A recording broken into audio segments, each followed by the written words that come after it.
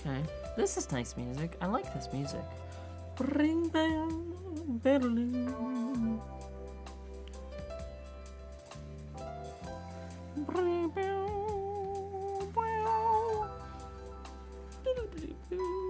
See, this is my keyboard right here. I am playing this music live for you. I'm not.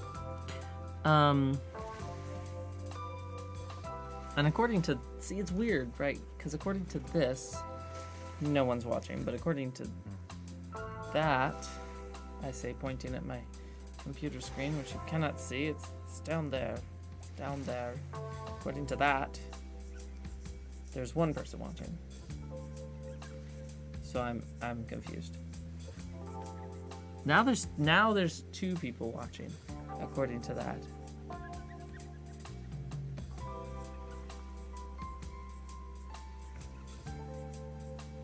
Oh, I have the wrong thing popped out. Do I have the wrong thing popped out? That's funny. That's funny. That's funny. Nope, I have the wrong thing popped out. It's totally my fault. Totally 150% my fault. Wow. I screwed that up. Well, here we are. Now I figured it out. Theoretically, if someone says something now, it'll show up. So that's nice. I had the wrong thing popped out. Gosh, dang it. That's dumb. Okay, cool. Well, okay. Anyway, okay, sorry. I guess I'm still trying to figure some stuff out technically here, because what is happening? Literally nothing is nothing is working. Okay, so my phone is dead and broke. My glasses broke. Nothing here. Nothing. My glasses broke. My laptop broke a while ago. We all know that. And I truly am cursed. Hi, John. It's nice to see you. I'm glad you're here. It's nice to have you here. I'm truly cursed. Well, now here's the thing. Here's the other thing, right? Is that I had this whole setup planned, right? This whole setup. Like, I'm in an AV room. Here, let me show you. This is actually really fun. Okay, so I have a camera, right? I have a camera. Here, let me switch the scene so that I can show you me playing with this a bit more. Okay. So I have a camera. I have a remote. Tell me that's not cool. Tell me that's not cool. It's cool. This is where it gets creepy. Wait, hang on.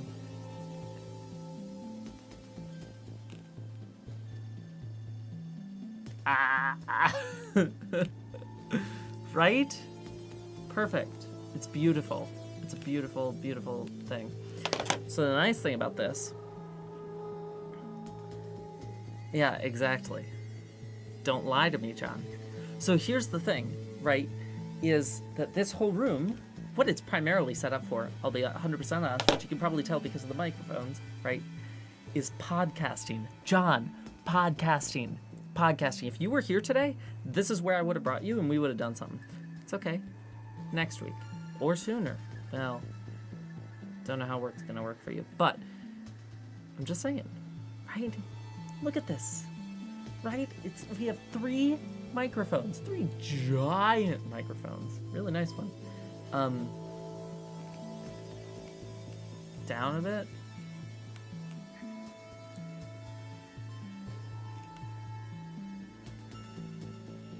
That's my chest. Nope. Nope.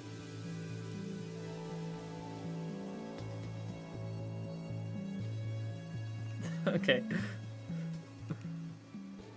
Sorry. I had to. Well, you know what I could do? Is I could have it out here, and the thing is, you can't really see, like, me doing the art anyway, so it's not really, like, that big of a deal.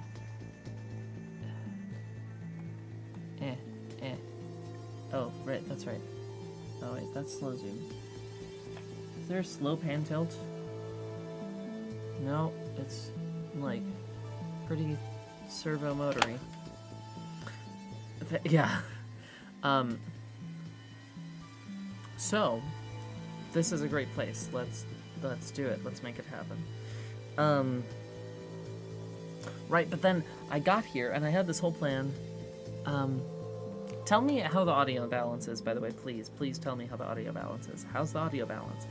Do you want the music turned up? Do you want the music turned down? Do you want me turned up? Do you want me turned down? How do you want to do that? Anyway. So I got here and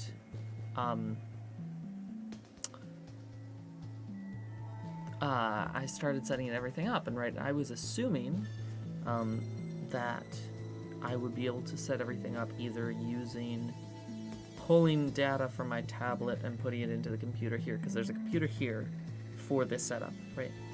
Or just using the computer here and like using my art data or art program on there. And they let me do that. They let me put my art program on the computer since we couldn't like pull data from the tablet. So everything was going great. I was setting stuff up, setting up the, streaming software and everything like that. It was gonna be good. Music could go down a bit, but not much. Okay. Good to know. I feel the same way. So, here's what I'm gonna do. Oh, freaking... Okay, this is why I'm saying everything's broken. Everything is broken. Everything is... crap. Everything is fucked up. Screwed up. It's already an explicit stream. It doesn't matter. Output volume. Oh, I can't change that on there. Oh, I wonder if I can change it here. 0 ins, 2 outs. I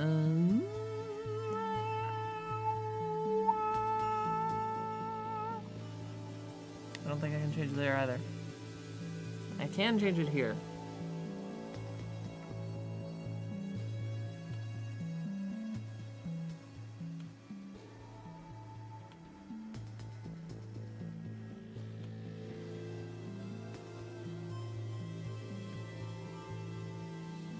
How's that?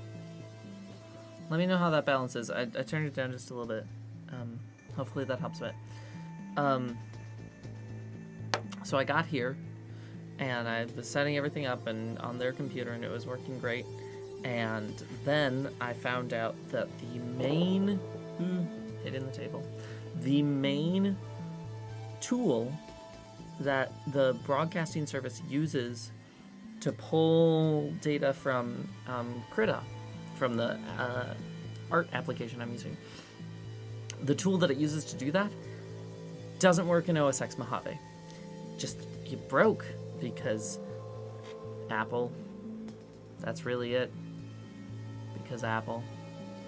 So the devs are working on a fix, but that means that I had to go off my laptop, which kind of sucked. But it was like, this whole thing, it was like, oh, we'd set up this whole thing, and then all of a sudden, I have to go back and kind of restructure it. Okay, the thing I wanted to fix is, for some reason,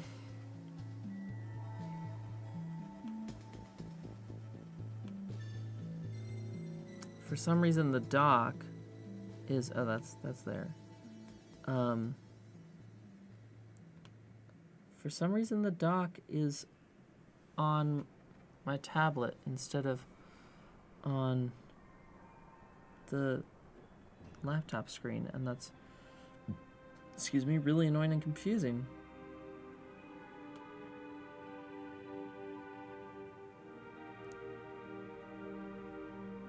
Okay.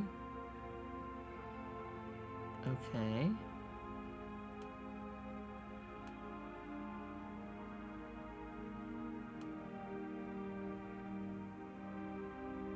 There we go. Guess I just had to reset that. Okay. Weird. Okay. Well, let's see if this works better now. It is weird because my stream counter says 3 people minus me, so 2, and I only see you, John, in the chat. Normally it says, like, welcome to the chat room if someone else shows up, so I don't know if that's... okay, we're gonna switch back over to here. And hopefully this will work properly now, and I can actually do the... Oh, no! No! No! It's not... No! The reticle is like an inch away from the pen. What? Oh, okay. That was also just a... No, it's what? What? What? Okay. That's so confusing. That's so frustrating. What? I am cursed. I'm cursed. I'm technologically cursed. I need to find a way to break the curse. Here, we're going back to here because I'm going to quit my art program in a hot second and then reboot it and hope that that does something. Yeah, it is. It's the curse. It's the curse. This is what it is. Seriously, I think I'm cursed.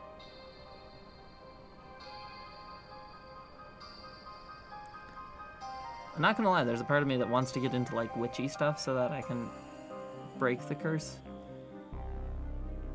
Though, obviously it's not real, but, you know, okay. What did I do in a past life? You know, you don't want to know. It was a past life. How would I know? Okay. Can you maybe... It was being all healthy about this. And now it's being slow again.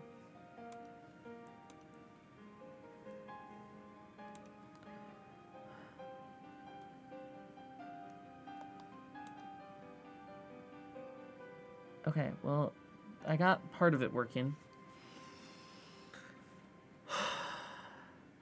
I'm not gonna lie, having tech constantly break on me is kind of exhausting.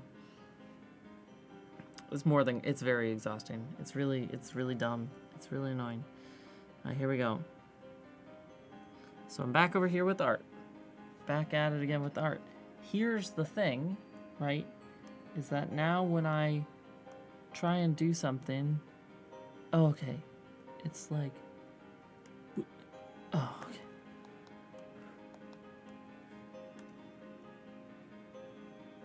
Okay, good. It's reacting properly. Good. Good. Oh, thank goodness. Look at that. Proper reaction. Smoother time than before. Thank goodness gracious.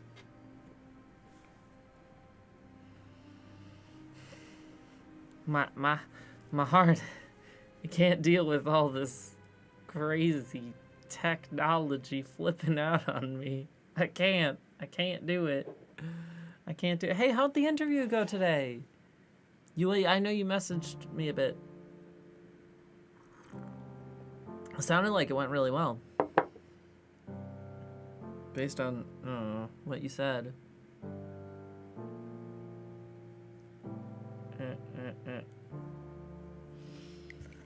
Okay. I'm gonna keep working on background lines here. Because I want these background lines. I want to get these background lines.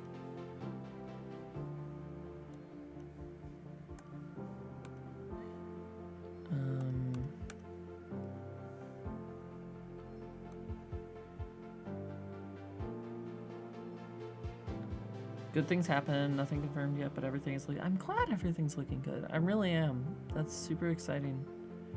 Okay, this should be further up though. Like right about there. Okay, I'm gonna wanna go back in with the eraser. No, I'm really glad that that's the case. Because honestly, you know, you deserve better treatment than where you are right now. That's just a fact. Okay. It would make more sense probably to do all the lines and then go back and do the eraser thing than the other way around. So, okay, we're gonna get that line, get that line.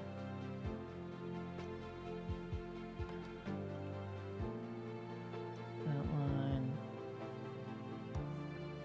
Get that line. We got these lines. So many lines. Oh, I didn't do that line far enough off. There we go.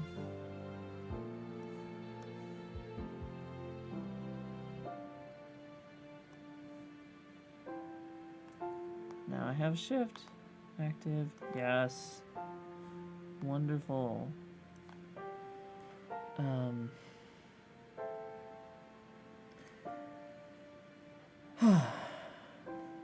It really would be beneficial if I like got, I don't know. I mean, like, how do you stream, right? How do you get better at like interacting with people? I mean, it helps that you're you, right? I don't think I'm bad at interacting with people. I don't think I have a problem with that. I think there is like a certain difficulty with talking and doing things at the same time, and maybe that's just part of it. Maybe that's just it. Maybe that's all I got, you know?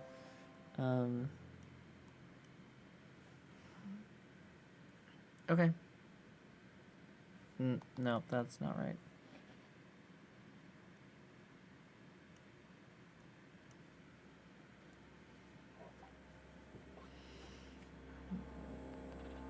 Oh, in which case that line would change.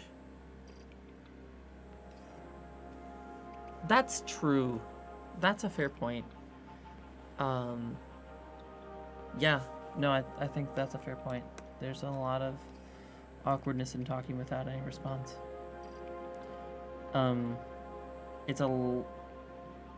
It is like, you know, this sort of thing where, like, you know, I think much rather just be like having a video conference art thing, you know, whatever that means. Not necessarily a video conference, but at least, you know, being able to have people come in here and chat, which is what some streamers do, right? They're interacting with audio. They're interacting with, you know, other people on the stream. Not people in chat, but like, you know, they'll have other people on the stream to chat about stuff, which is nice, which would, you know, make sense. Makes a lot of sense. I think maybe I should do that. Maybe. These are things that I could do. This is basically there.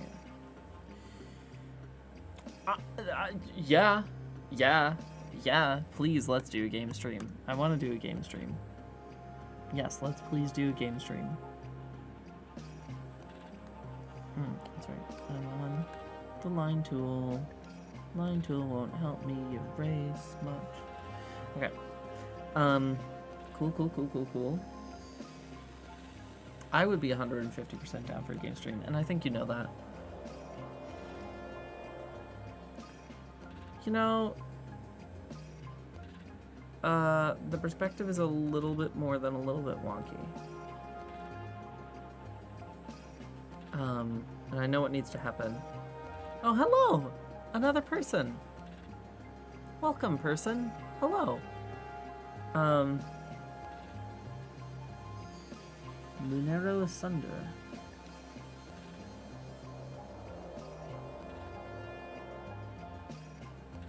I am attempting to decipher whether you are a person I know in person or not.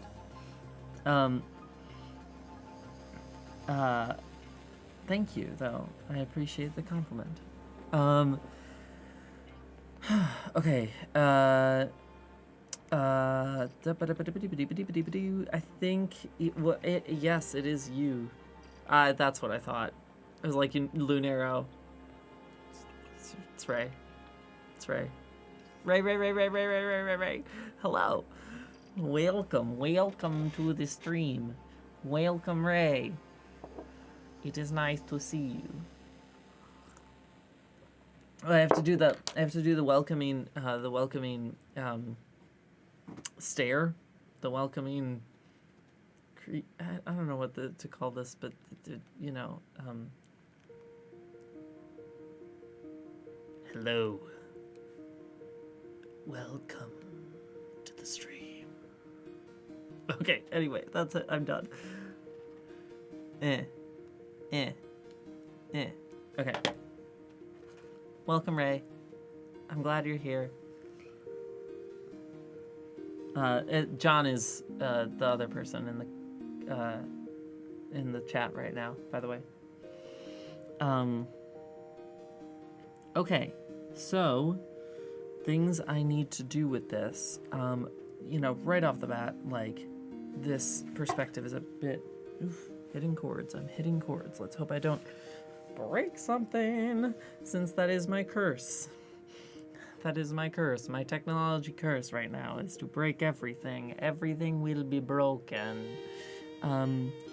So, I mean, you know, what I'm thinking is, actually, you know what would be nice is if I should just always have, like, a sketch layer up here. Right. And then I can do, oh, that's not what I wanted. I wanted this. Right, so I think this, right, because like this line here of the art stuff should be a bit more flat, a bit more planar. Kind of like that. Or maybe it can come out a bit, because I think, you know, because it comes out like, here's the edge of the fridge, and so it's gonna like, it's gonna be in front of that. Ah! It's gonna be in front of that edge of the fridge. Something like that. So I think I only need to tilt that a little bit, which is not bad. Right, I'm trying to think, like, does that look better? And yeah, that looks better. So, okay, yeah. So something more like that. Okay. So cool. Then I'm gonna come in. And we're gonna do some erasing.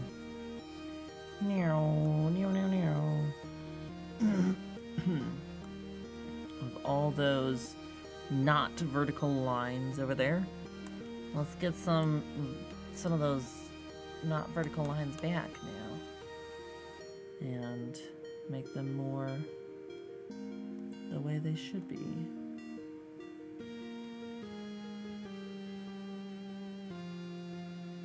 Right, because Korra's arm is blocking most of that line there, that's fine.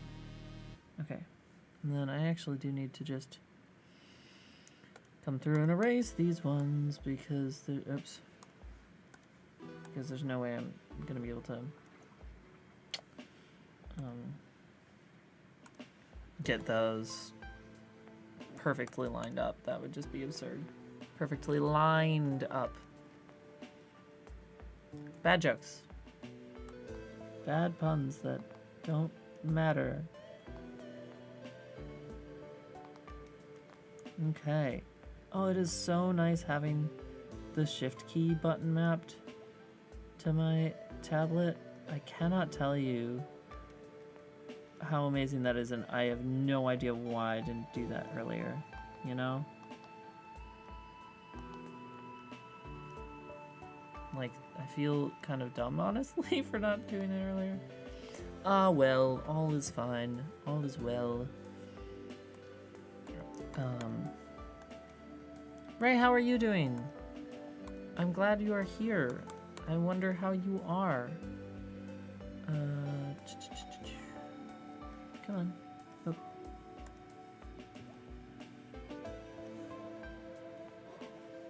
Okay. So theoretically, if we go back and come over here and erase all these wacky bits.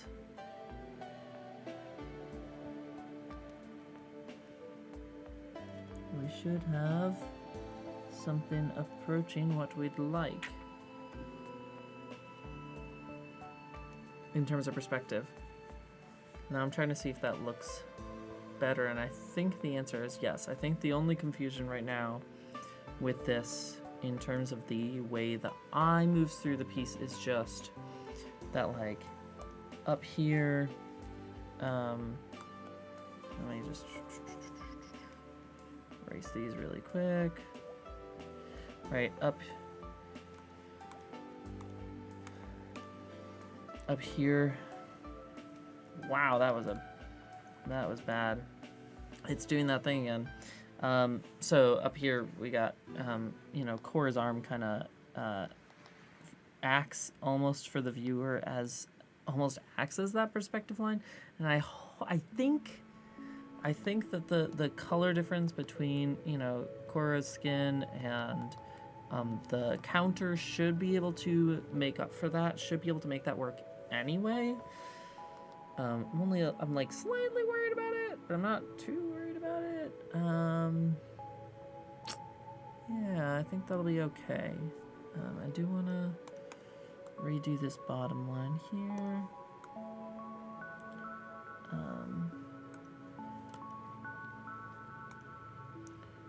Get this redone. If I cut out, it's because I'm on the bus, but I'm real happy to get to be here now. Yay! Oh my gosh. Thank you for being here. I'm really happy that you're here. Yeah, I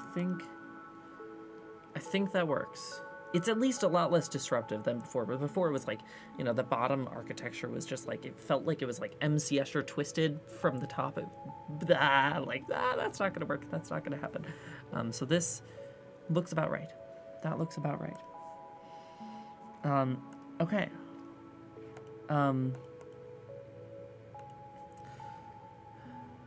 So I think other things I want to do, right? I want to get in some inks for, and here we can just I don't think that the background inks, I'm not too worried about that. I don't really know that I care all that much, right? What time is it? It's late in the morning, right? Because otherwise, why else would you be at home? Like, it's a lazy Sunday sort of thing, like, making pancakes on the stove in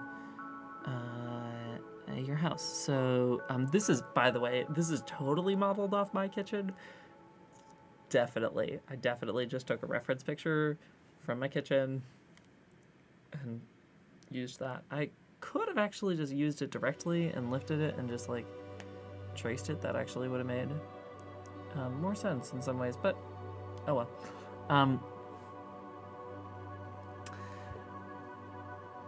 Tracing your own reference photos is not plagiarism, as long as you took the photo. This has been brought to you. This is a PSA brought to you by Rose. Thanks for joining. Okay, anyway, cool. So I want to add the time, because why not? It's, I don't know, it's like 11:20 maybe. Something like that. There we go. Good enough.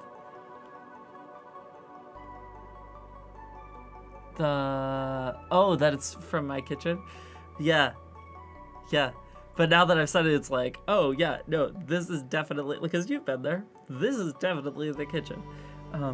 But yeah, it's lifted directly from. I also got Ren and Bethany to pose like this for me so that I could get some hand references, because I was like, back when I was figuring out the basic shape, which I did some of this on stream, although unfortunately those streams I did not publish to YouTube because I don't know, I'm dumb, whatever, but I'm gonna be doing that for this one.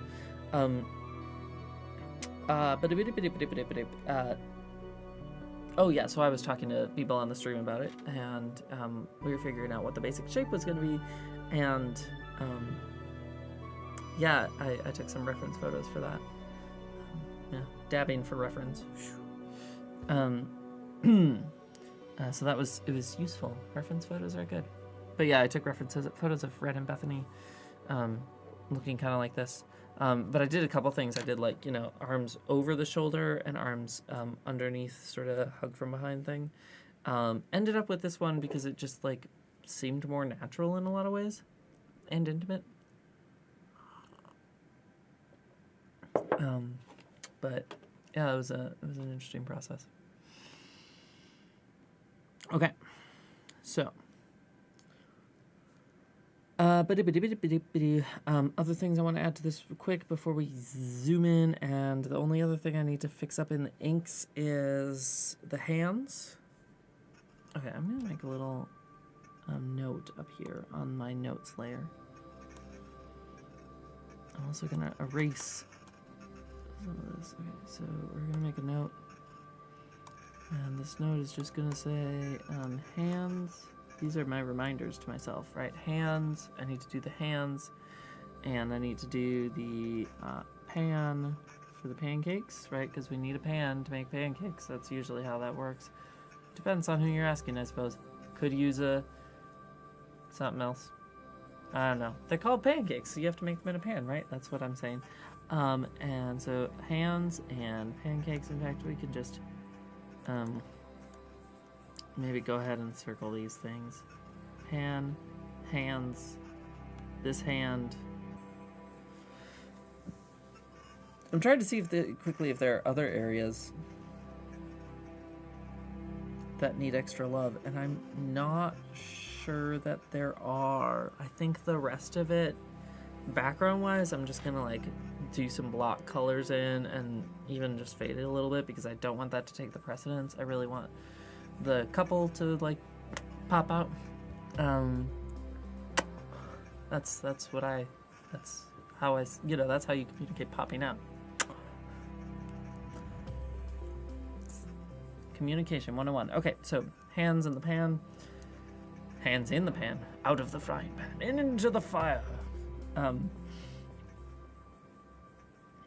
That'll do. If there's anything else we need to fix later, we can fix that later. That's fine. But I think I'm pretty happy with how this is generally, so we're gonna just do those things and then start blocking in some colors. Okay. Cool.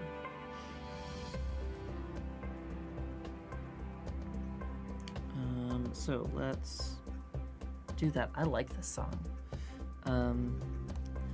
Pan will be on this layer. Take down our sketch layer there.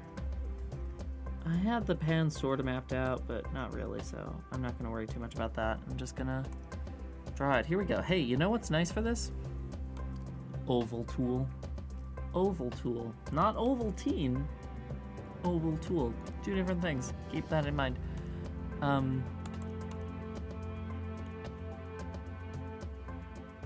Right, because then I can just go whap.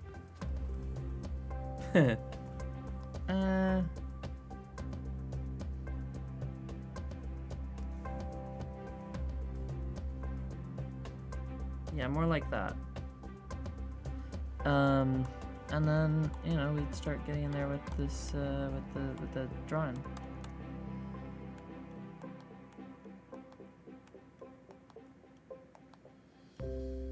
Something like, there's a handle here, and that's really all we need to know in terms of the drawing information. There's a handle there, and then we also need, we do need a circle again to form the bottom of the pan. It's not like that exactly. I do want to make that a bit wider. Okay, something like that. And then I can just come over here and, no.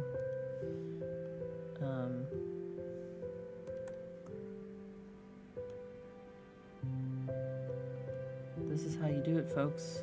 This is how you make a pan. I don't freaking know.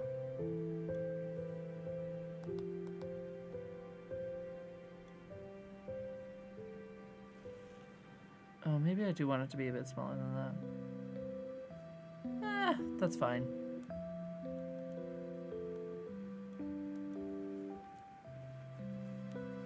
Okay, but we can't see any of that because the hand's in the way.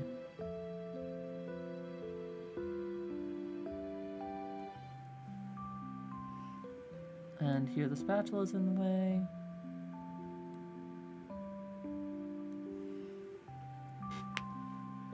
And there we go. That's a pan. That looks like a pan, right? I hope so. Okay, cool. We got a pan. Cross that off our list. Boom. What up? Getting things done. There we go. Okay, now I need to fix these two hands. I do want to fix that spatula a little bit, but actually it's not bad. It'll do. If I want to fix it later, I can. Drawing cookware takes...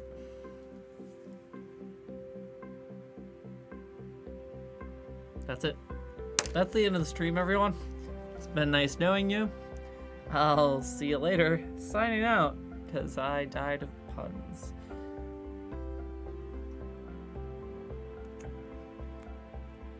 Yeah, it takes skill lit.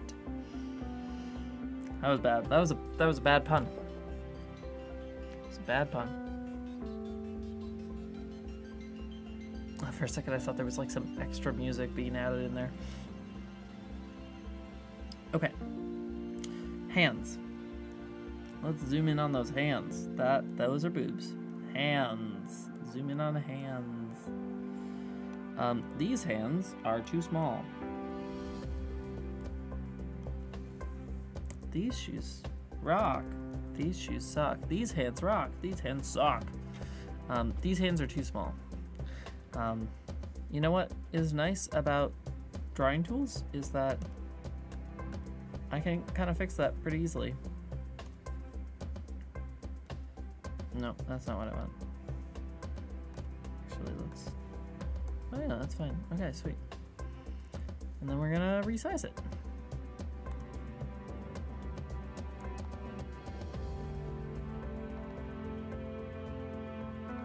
Okay. Well, let's see what that looks like. Horrifying. I knew it. No, it doesn't actually. Is that way too big as well? Well, you know, hands are going to be comparable, and that's actually about the same size. So, I think the thing is just changing the shape of the hands and making sure that they're not, you know, shitty. As a technical term, shitty is the one I prefer. Oh, and I do need...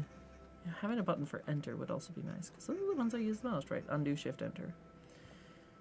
Okay, I'm going to do that really quick. I'm just going to change the button mapping. Hang on a second. Down. Changing the button mapping.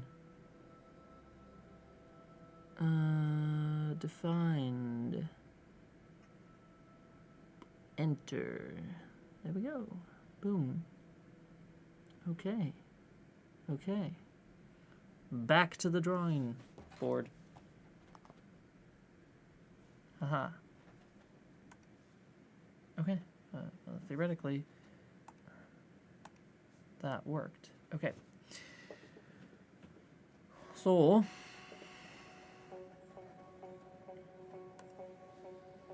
I'm just gonna take Korra out of here for a second and draw these hands a little bit in isolation and then in context again.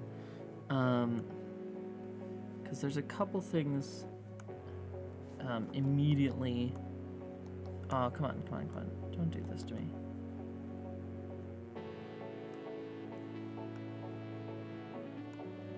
It's doing the pen pressure fail thing again. There we go. Right. You can tell when it, because it goes from a big circle to a small circle, right? Because, like, yeah, anyway. It's just a thing that this program does sometimes, I guess. Okay, so here's my thoughts on the matter, right? Is when these hands are here,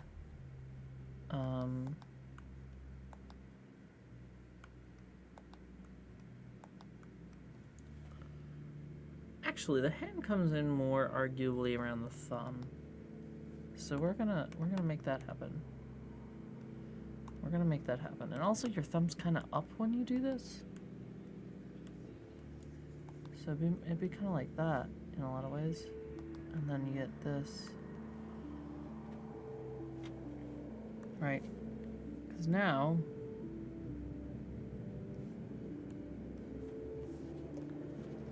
I mean... You know, it doesn't have the detail we want, obviously, yet. And I think it should move a little bit in, actually. So I'm going to do that really quick.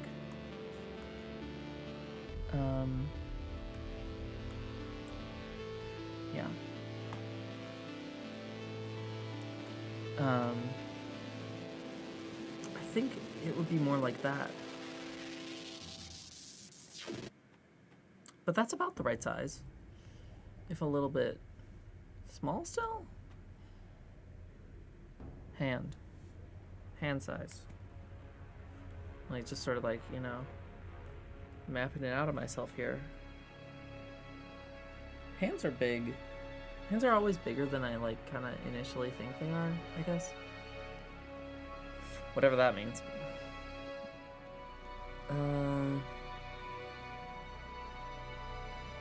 Hand on body. Hand on body, body on hand. Hand on body. There's this great line. There's this great line in the English translation of Sunstone by Octavio Paz. An incredible poem. And I really think is like one of the primary motivators that I have to learn Spanish. Still working on that. There's this great line. The whole poem is about Venus, or Aphrodite, right? Goddess of love and everything. So it has a lot of euphemisms, but it's really like elegant in its euphemisms. And one of the lines is, my glances cover you like ivy. I just think that's so, I think it's my glances cover you like ivy. It's just, it's a really fun, like, analogy. It's just, I love it. I love it. It gets me every time. It's so much fun. Okay. So, something still feels off about these arms that Asami has. These Asami arms, right? So let's see, which one's Asami? Which layer is Asami? This one.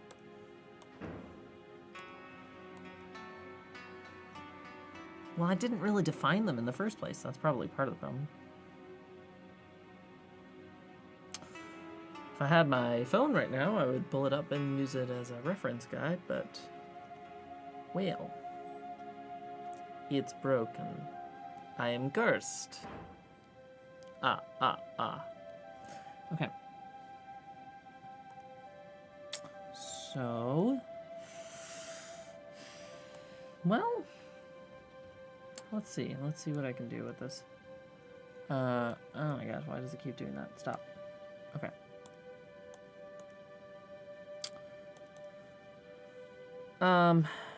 Yeah, the arms still feel off. They feel like too bicep-y thick, maybe. I think that's part of it. I think I can change the thickness of the biceps a little. I think I can tone that down. Tone it down like muscle tone. Get it? Yeah, it's a fun joke. It's a great joke. Everyone knows it's a great joke. Everyone knows I tell only the best jokes. And never, ever would I tell bad puns inspired by my dear brother. Never. That would be blasphemy. And I am not a blasphemer. I'm a blasphemer. Let's be real. In pretty much every, like, sense of the word.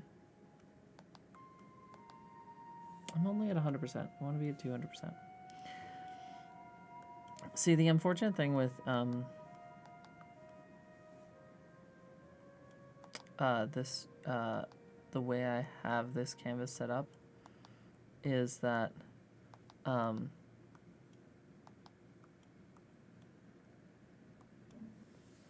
how bad is that?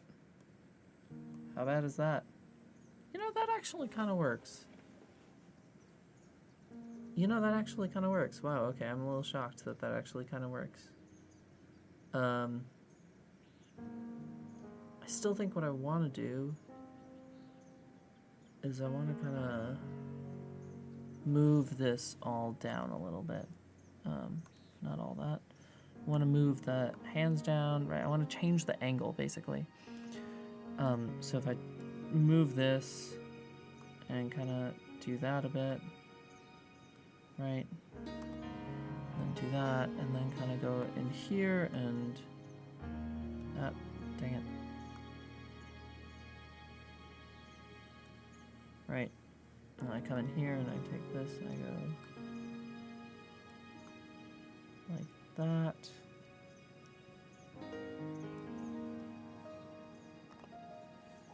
I think that feels a little bit more natural.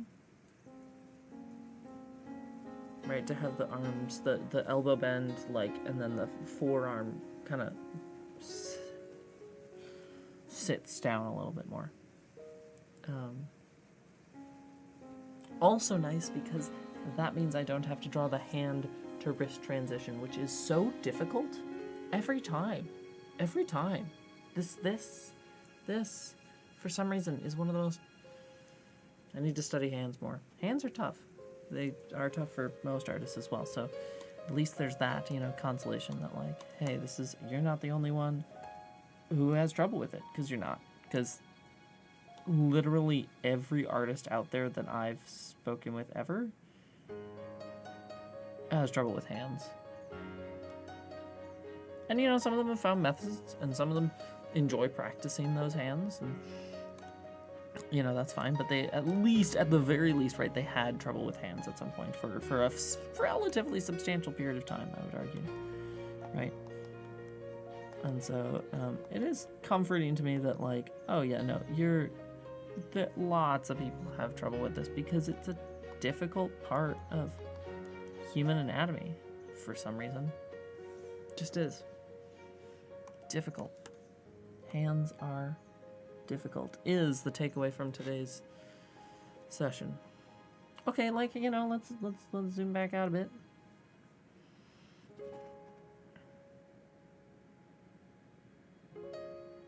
That's not bad.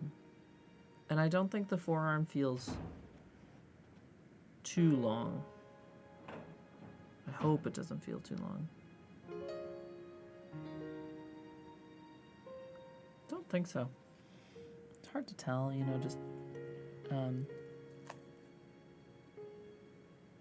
I think they don't come into here. I hope they don't come into here.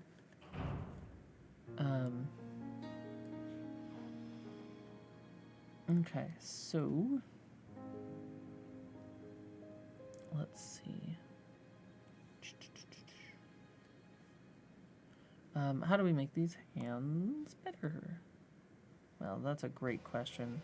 Thank you for asking me. The answer is, right? Like, I've done this before. You know, you look at it and you go, okay. I'm doing this. I'm looking at my hands. I'm not gonna.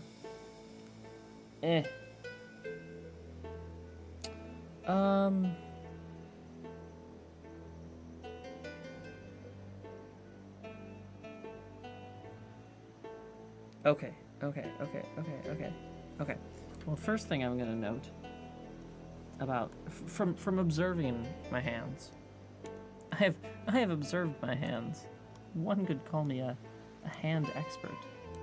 You couldn't call me a hand expert, and I wouldn't take the title. But anyway, is that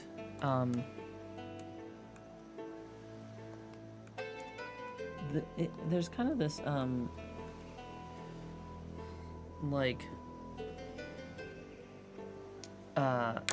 thing where Yeah, I do want it that far. And then that one not as far.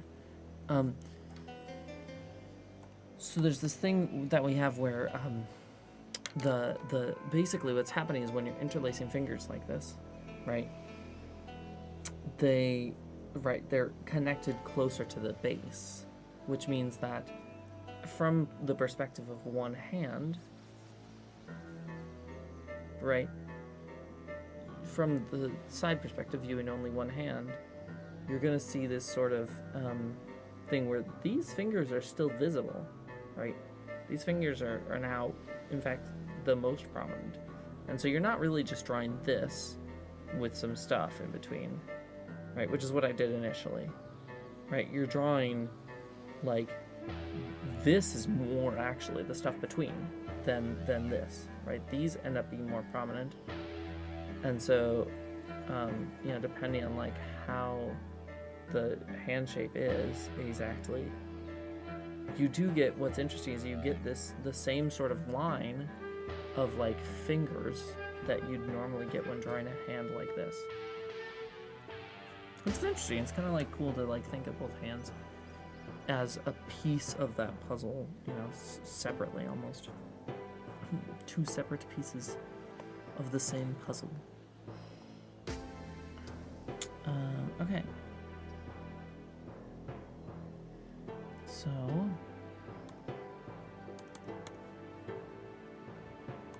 I'm gonna erase this, you know, one bit at a time because I do want to kind of re-ink this bit.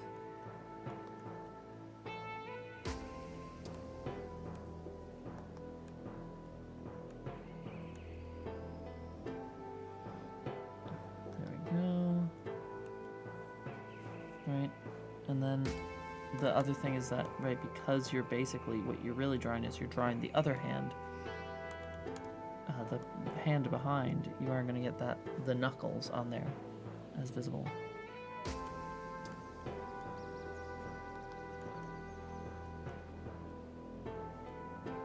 Okay. But you're also going to get the knuckles on, like, the hand in front visible.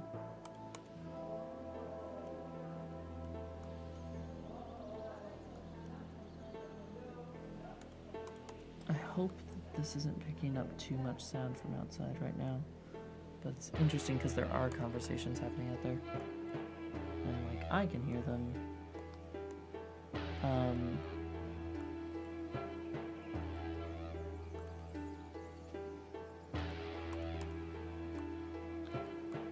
There's this interesting style that I've seen a bit recently in some of the art stuff I follow. That's like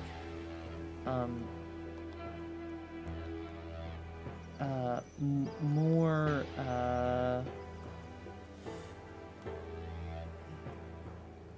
focused on, like, the deep shadows than a lot of art that I do usually, and that I've seen in other. Where is this line coming from? Is this line on Korra? It is a line on Korra. Okay, it's like literally, where is this line? No. That's the one of the problems with layers, of course, is like sometimes you look at a line and you go, literally, where is this? And you kind of have to, like, flip through like 15 layers to find it. And ideally, you know, like, we ideally get to the point where we're using less layers. In fact, that's, I think, a lot of the reason why some of the more professional artists I know use less layers, right? They're just drawing on less layers. And that's, I think, just because they've gotten to the point where they're able to be more intentional with their work, and they're able to, like, correct mistakes more quickly, as opposed to correcting them later back, which is, like, what layers allow you to do, right? They allow you to correct mistakes that happened far earlier in the piece than you would be able to correct normally, right? Because normally you're just gonna kind of, if you screw it up, you screw it up, and, you know. Oh, I said Asami was wearing, like, a shirt with a logo on it. There was definitely a logo in there in the original sketch. Oh, I kind of want to go back and figure out what that was now.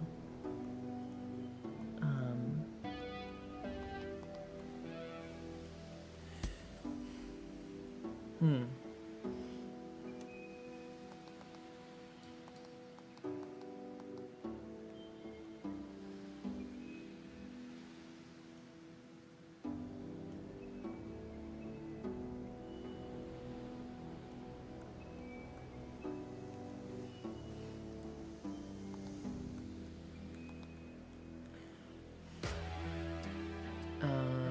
Cool.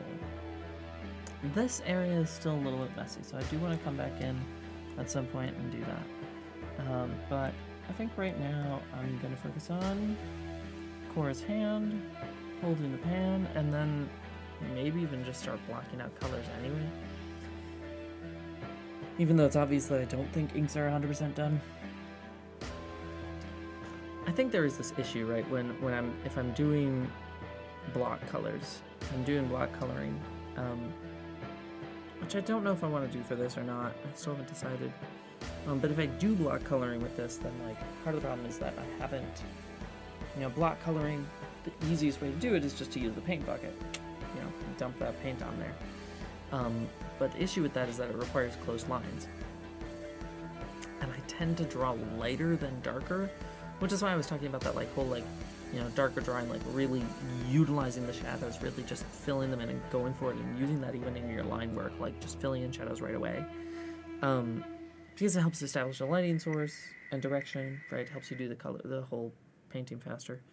So I do want to play around with that, but the style that I use right now, it kind of, it just,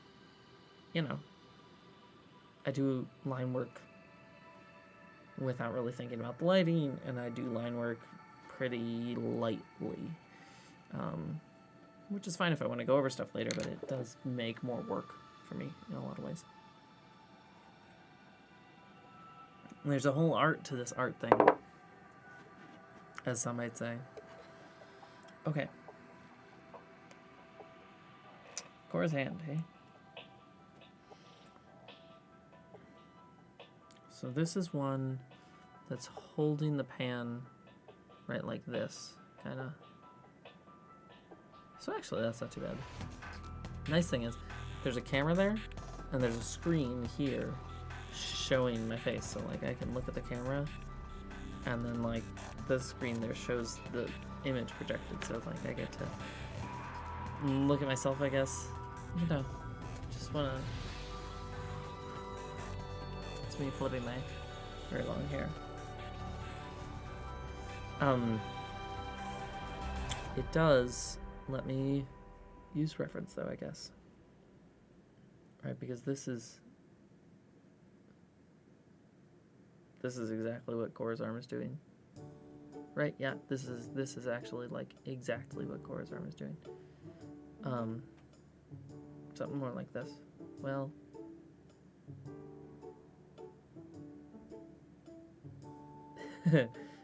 this probably looks kind of dumb. Kind of like this. Maybe. Okay. Now I just have to hold that pose and draw it. No biggie. We got this. And not in blue. Okay, I'm at least using the right tool.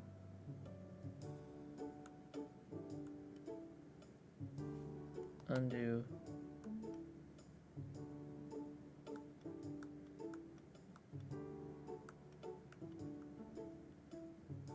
We gotta get the line of the knuckles.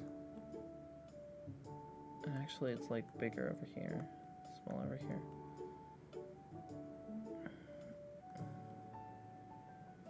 And other than that, that's actually not bad.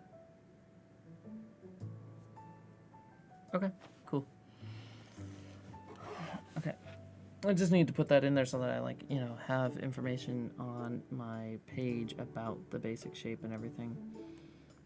And now I think I can, have the space to really come in and start futzing with that a bit. So, oops, not that much. Didn't want to futz with it that much. Didn't want to just erase things. Erase everything.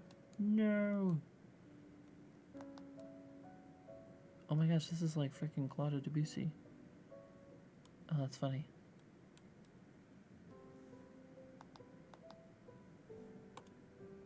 I'm okay with Claude Debussy playing. Don't know about you. I'm 100% okay with Claude Debussy. Monsieur Debussy. Bum, bum, bum.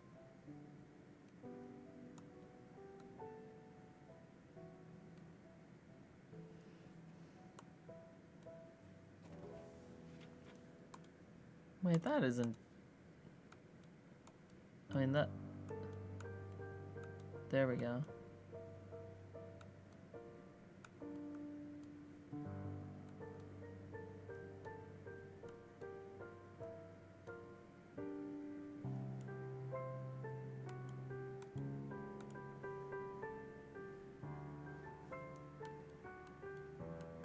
It's like a weird free version of Claire de Luna.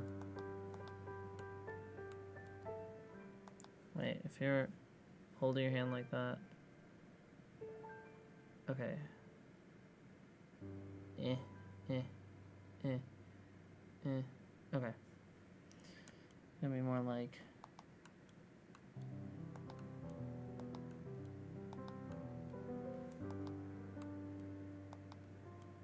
It's kind of a bad version of...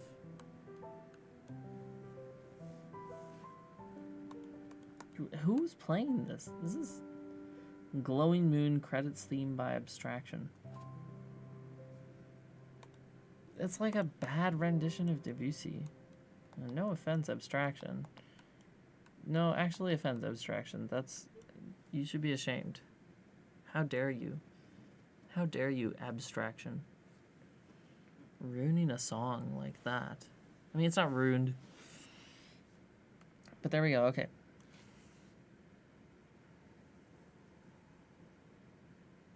Yeah, that looks right. It does highlight to me how Asami's hands are actually still too small. Which I think is correct. That's true. I think it's like hands. I always do them smaller than they should be.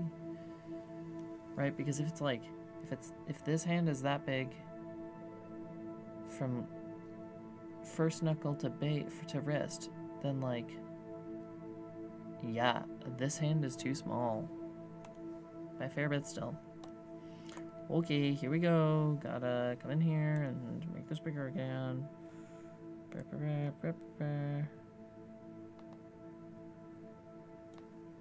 Make it bigger.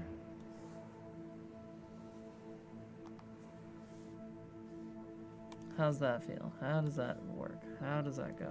How is that?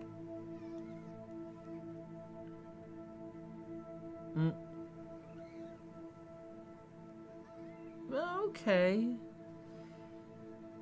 No, I think it works. Mostly.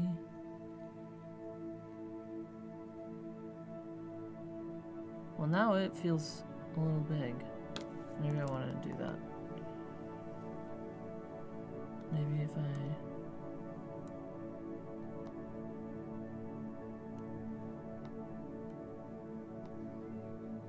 just like increase it by a little less.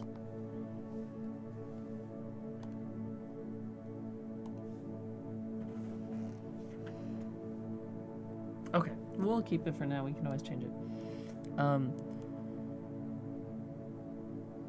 Okay, time for this hand. So, back to the Korra layer. The Korra layer. Right. Yeah, these are actually curling in a bit more. Right, and they're curling back there.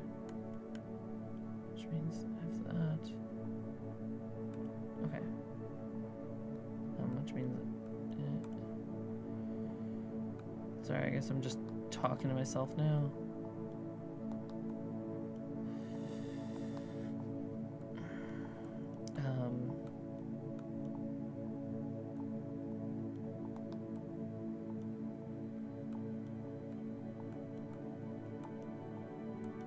does feel like that is actually how it would be, and then I have that mapped out pretty well already.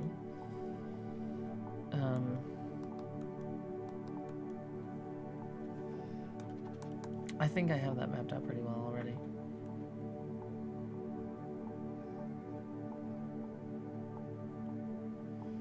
Spatula is obviously mapped to Korra's layer, which is interesting and, you know, makes sense, I guess. Since it is in her hand. I keep using mapped as a word in these, and I'm not sure if that's actually, like, correct usage at all. Oh, I do want that, actually.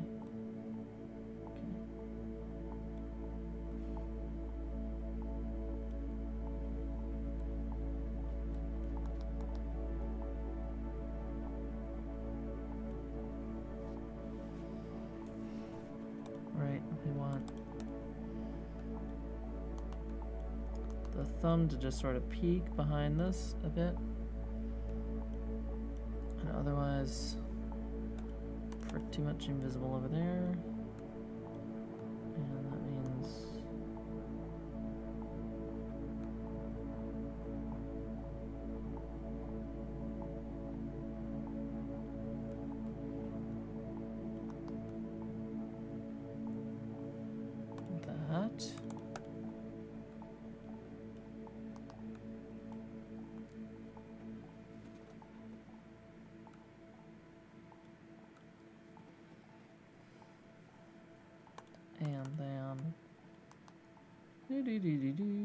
And then we're drawing things.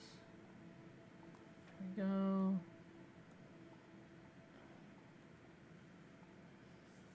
You know, I honestly think it would just be like that, right? I mean, when you hold something, there is this, there's this, there is, oop, wrong tool.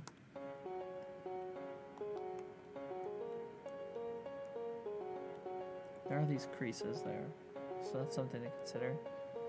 And then this actually comes down like this.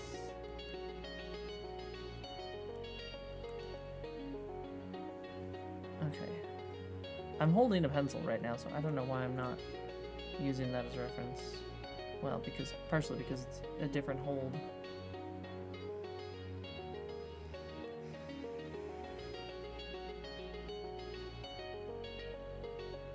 Actually, that means this should. Okay. I should be starting my thumb later. I should be ending it later.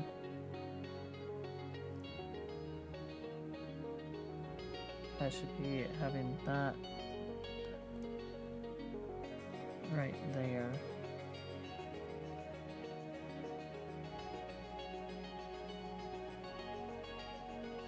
That knuckle bump. Now it looks like a claw. Great.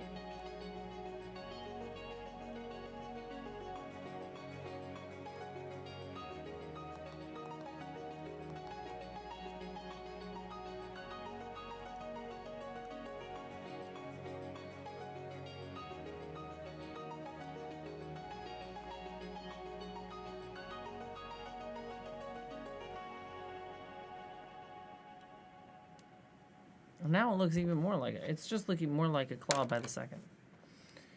Come on, Rose. Okay, wait. I can do this. No. How do you draw a hand? How to draw a hand? How to draw a hand? Hands are difficult. So that is a smooth transition there.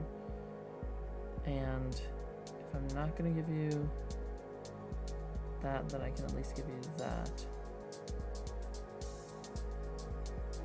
But it is tilted down. Oh. Okay, I'm not going at it from the right perspective.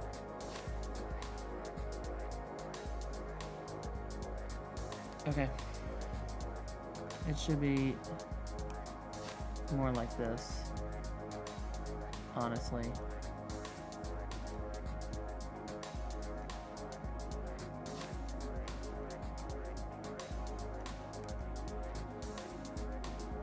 Yep.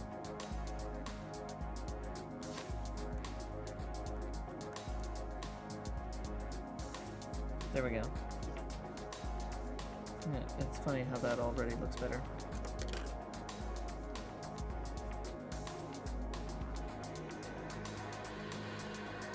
Who's still here? Is John, are you still here, or is it Ray? Out of curiosity. Okay, so then I'll do that. Ooh. That somehow looks more wrong. Well, it would help if I did that correctly. Ah, you are still here. Hello. How are you doing? Okay, I need to come over into this layer and erase that.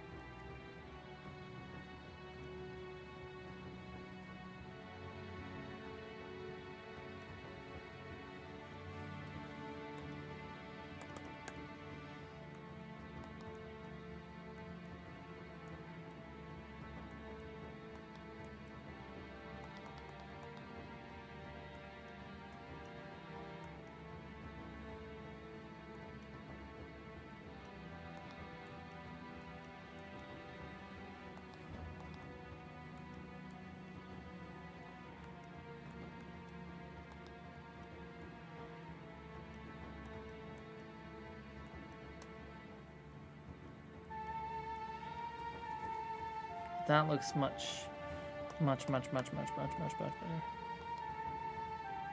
Right, that's like an actual hand, as opposed to whatever the heck was going on there before.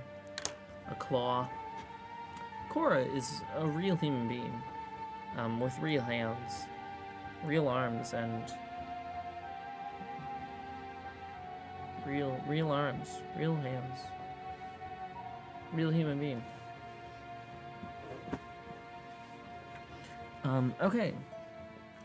With real human hands and real human arms. That's what Korra is. A real human being with real human hands and real human arms. Okay, that looks cool.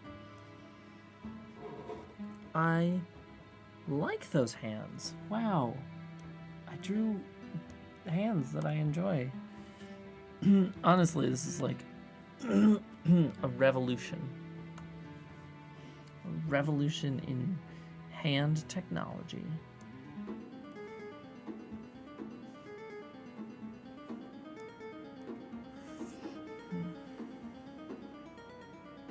Okay.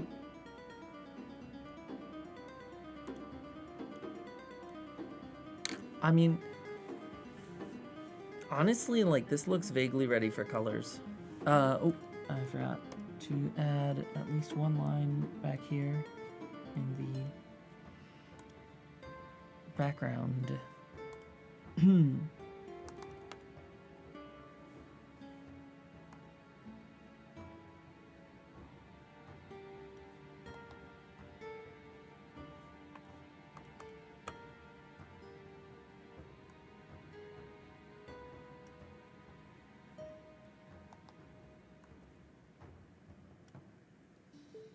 No.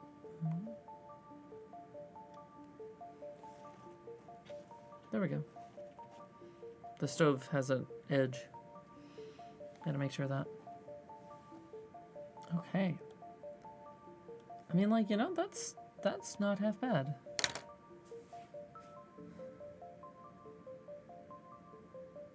I'm okay with that.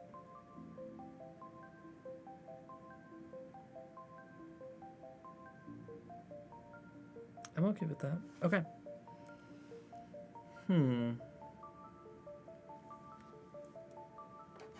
Well, next steps. Let's see.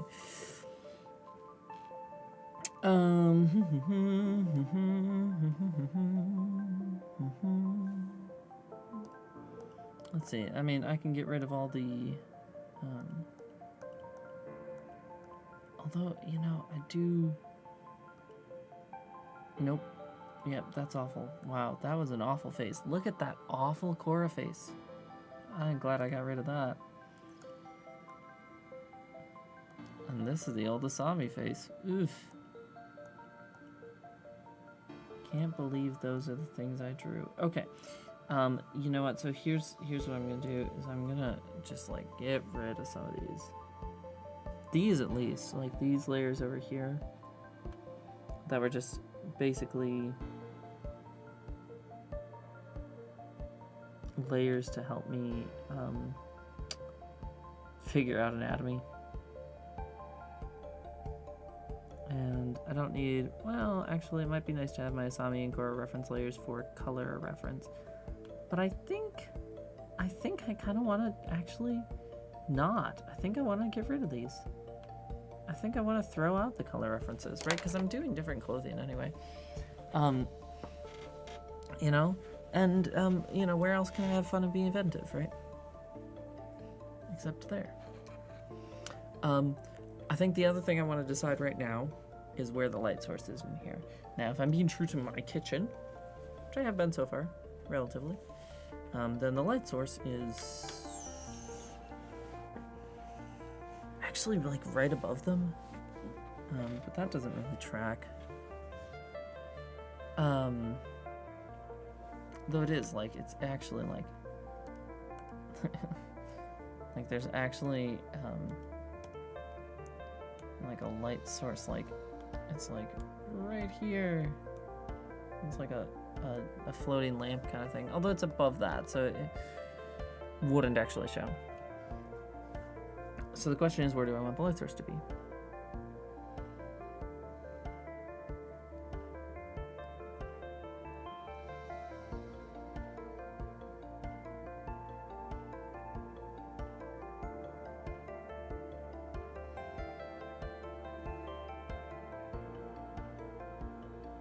I think, you know what would be more fun is actually daylight. Like, what if I brought daylight into this? And what if it was just a gradient back here of, like, you know,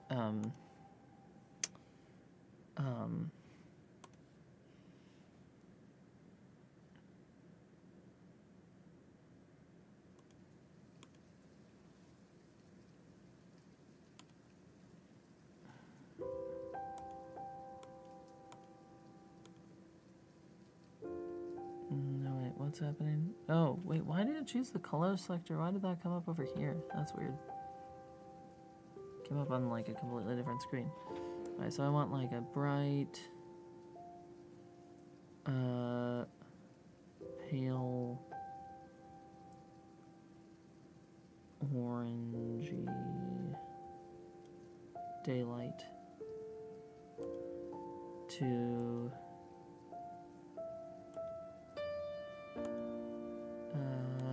something cooler and more, but still subdued.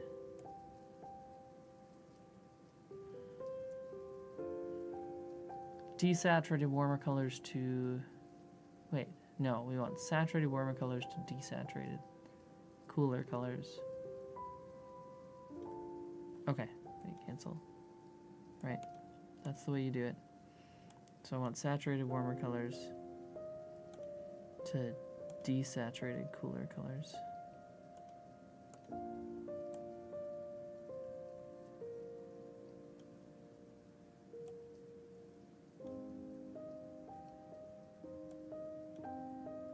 I'm gonna make them darker though.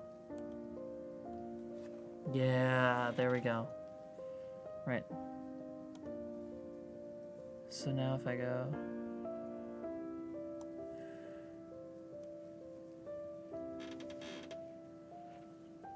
that's interesting. I'm not sure if I want that. Here, let's add it in a separate layer.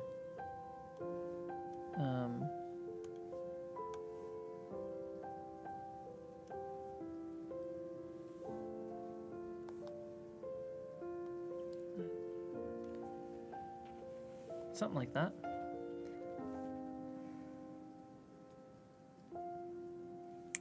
And then I can even multiply. I can even set this to a multiply layer. Like I can even just kind of make this layer multiply or luminosity? Nah. Ooh, that's pretty. That's actually really pretty. I might go with that. That's really fun, actually. I might go with that. Okay, so we have the light source coming from the back of Asami. Thank you. I'm glad you're enjoying that. I like that color. I like that color especially. Light source, right? Ambient sort of sunlight coming from the back of Asami, which actually does mean like that we'll get cast lighting on a bunch of this and reflected lighting on a bunch of like these things here in the in like here with the oven and everything like that in this cooking area. We are gonna, I mean, over here, like we are gonna get you know, reflections off of this and reflections off of this and reflections off of this. So I'm gonna have to edit those colors a bit to show that. But I think that's fine. You know, it's fun to have it situated in that sort of atmospheric lighting kind of thing. Gradients are fun. But that does also mean, which is nice, right, that I can even block in some darker shadows, right?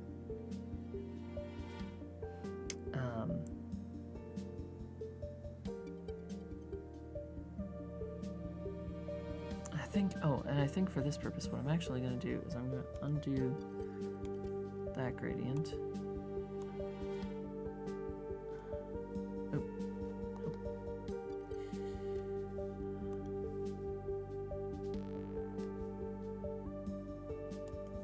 Make it more like that. That's not quite right either. Right, because that way...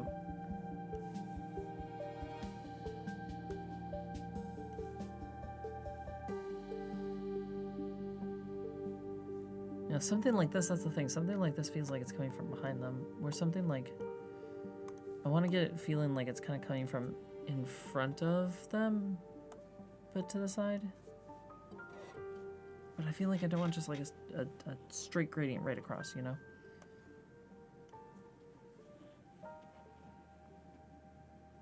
That kind of works. And I think I can kind of achieve that more with the reflections. Okay, so let's put some new layers in here for the colors. So I want to, let's get some block colors in here. Let's get some blocky blocks of color. One has to wonder, immediately, I have to wonder, right, if I can get away with... Oh, because it's going to do the gradient. I want to turn the gradient off then. Hahaha, yes, with the line work. Ah, nice. Oh wait, that's because I have it on...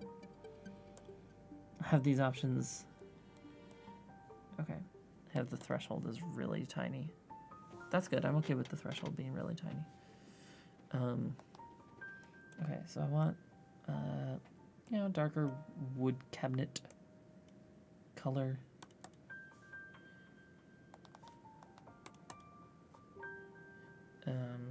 Darker than that.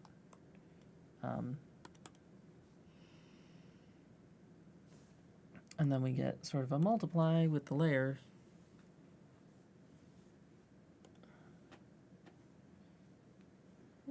Could be more saturated. Not quite that saturated though. Maybe more like that.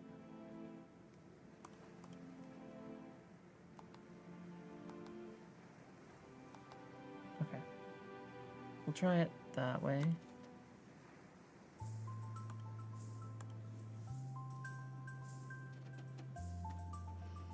Okay. let's get like a stainless steel color, but like older.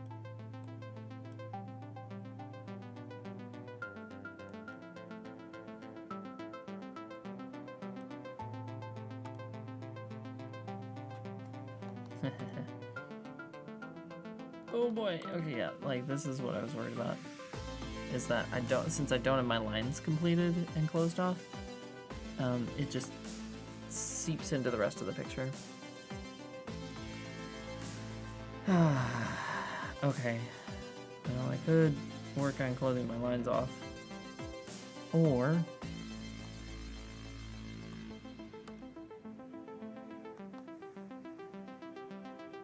I can just be very precise with my lasso tool, which is I think what I kind of want to do, at least for this, for now. You know, like I can come in and do edge cleanup later, but I really want to block out stuff right now, you know?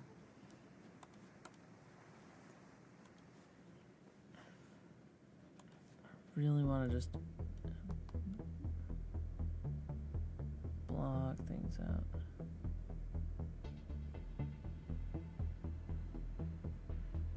Wow, this is like the most imprecise I could possibly be. Whee! I was like, I just gotta be really precise with my edge tool. No, you're not, Rose.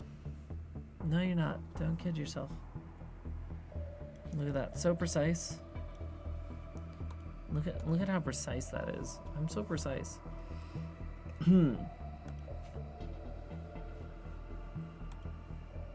Oh, no, I did it again. Why did it do that? Hang on a second, I gotta fix something. Because apparently my all technology hates me. This is really the only reasonable conclusion, is that all technology hates me. No, it's that I'm cursed. Sorry. I'm cursed.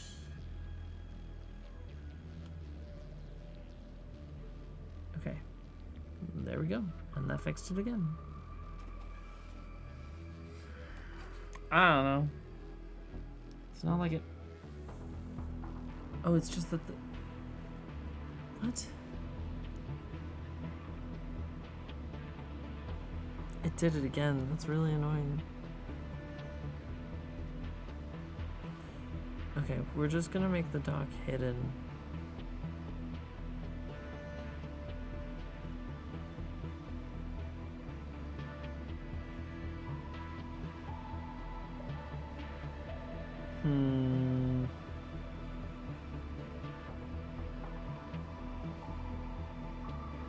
Maybe that'll do it.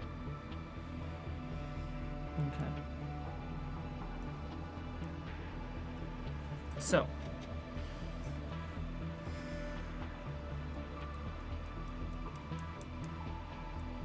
Art, right? Okay. Come on, let's keep going. Let's keep going, let's keep going, let's keep going. This is an art stream, right? It's not just me doing nothing. That would be a no art stream. A Nart stream. A Naruto stream. It would be a Naruto stream.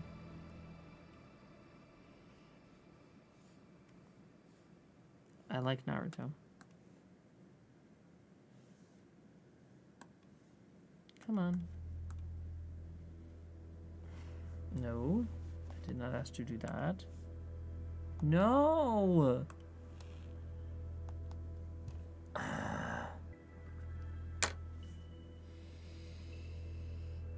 The reticle is off by an inch again. Again. Again. Again. It's off by an inch again. Why? That's so weird. I've never had that problem before. I'm beginning to think I'm actually cursed.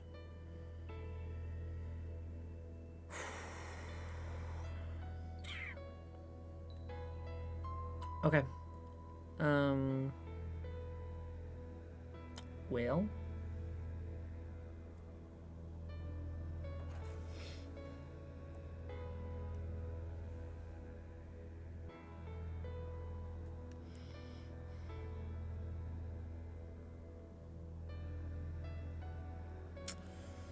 How did I fix that last time? I don't even remember how I fixed that last time. I did... It wasn't just a restart of Krita. It was something else. Although I did restart Krita at some point.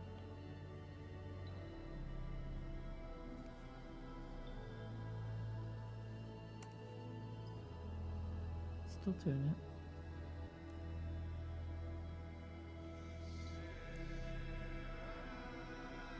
Only thing I can think of is restarting Krita. I don't remember what I did last time. So, okay. Here we go. Restarting Krita.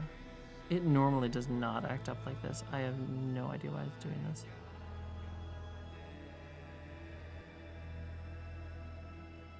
No idea.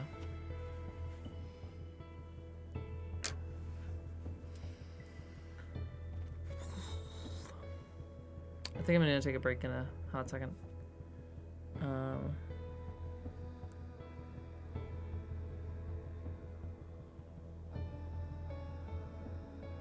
Okay, we had an FPS drop there for a hot second because it was starting a program, and I guess that means time to drop the FPS. And starting loading a document, which means time to drop the FPS. This is why I want to use a different device, is because then I won't have these FPS, you know, things. It's not the end of the world, but not great either. Okay, we're tracking with the reticle is tracking with the pen now. Good. Okay. Cool. I need to use the bathroom, so I will be back.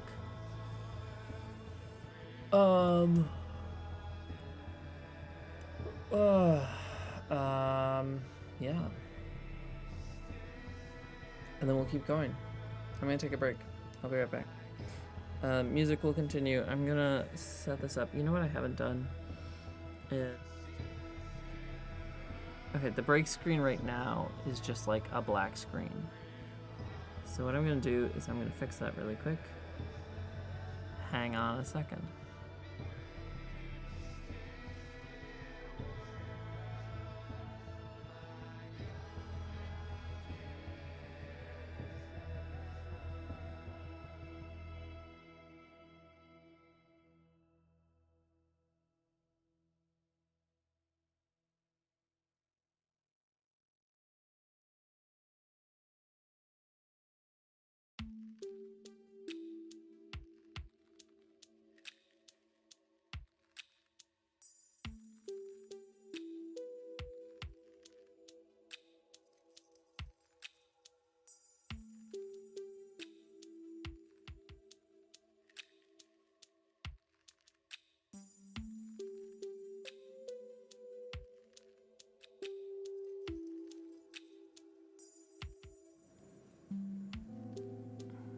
Okay, I don't know what's going on.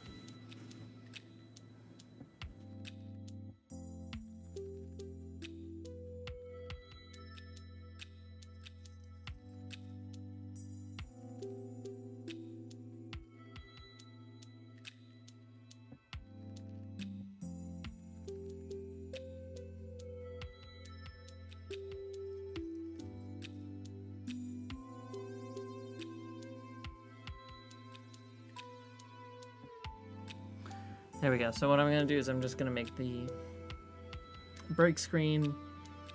I could include a text overlay.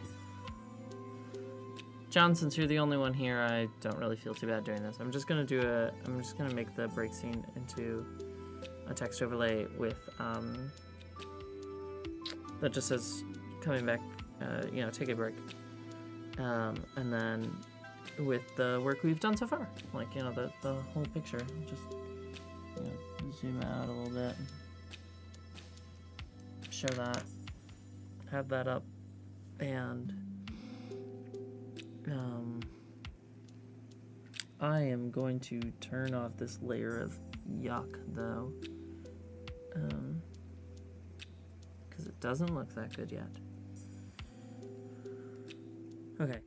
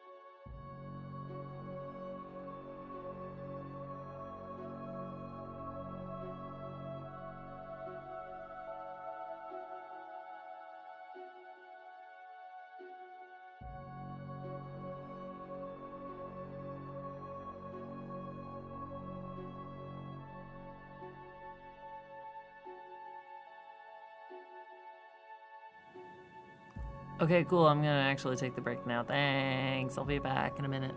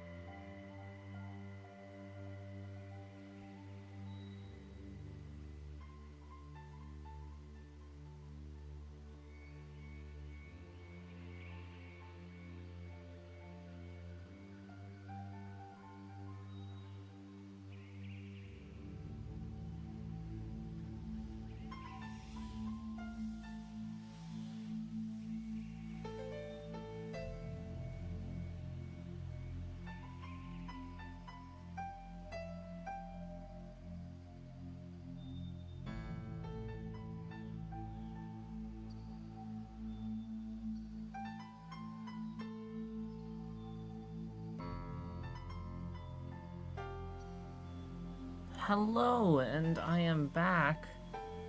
Thank you for your patience. You know, I mean, with breaks, I'll be honest, like, I can see why something like this could be something that you could do for 12 hours, 24 hour even, like, you know. I guess for some reason before I had it in my mind that, like, I couldn't take breaks, but that's absurd. So having a break screen is nice for that. So I think it's a good little tool to have. Yeah, that way I can take breaks because bodies need breaks. Weird how that works, right? Hello. It looks like we have 2 people again, so I'm assuming perhaps Ray has returned. If not, welcome new person. If so, welcome back, Ray. And also hello, John. Cool. Coloring, right? Let's get into the coloring of this. How the heck? Hello. Oh, hey, it's a new person. Hello, new person. Nice to see you. Hello. I have to, because, like, it's still early on enough, right, where I don't have, like, people flocking to my stream or anything like that yet. I don't know, I do kind of hope that happens. I mean, I guess there is that hope, right? But, hi, Ellie. Do I know you in person? There's like 2 different Ellies I know in person, but I don't know if I know you. Or if you're from, are you from like the rewatch group or from something else? But hello. Actually, that's, I guess, a better question. How did you find this? 'Cause I don't know. Okay, cool. Colors. Let's do colors. Let's do colors to it. Okay, I should go back to this. There we go.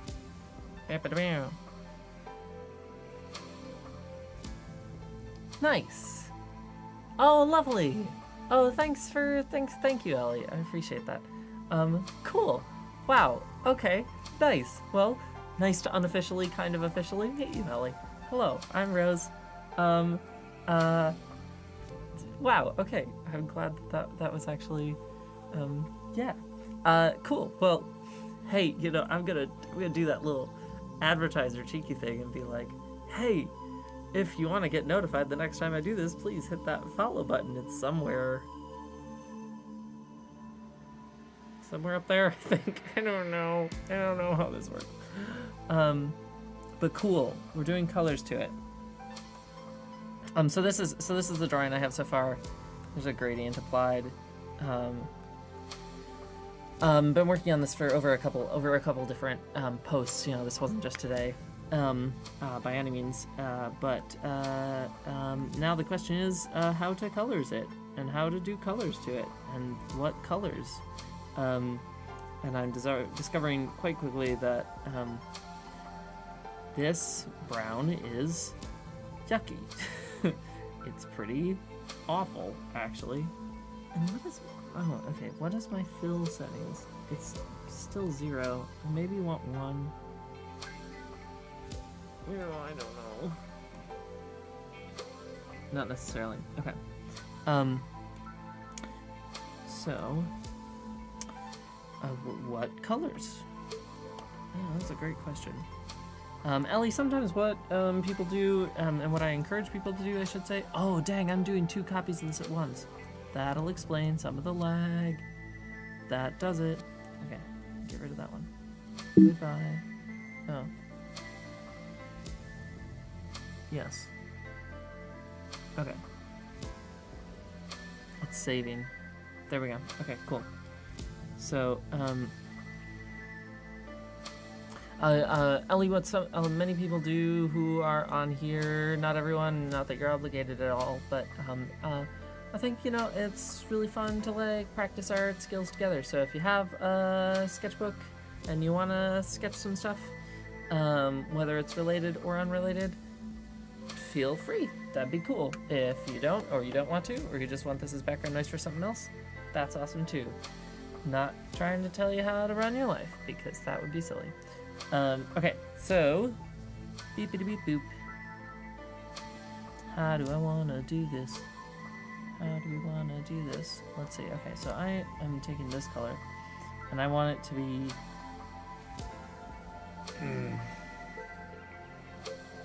I want it to be more sunlighty, right? So it's gonna like mix with that. So I think I'm just gonna bring it more into this orange space. Even. And like over here. Maybe that'll do it. I mean, that feels like kind of too glowy though. Well, part of the reason that feels too glowy is because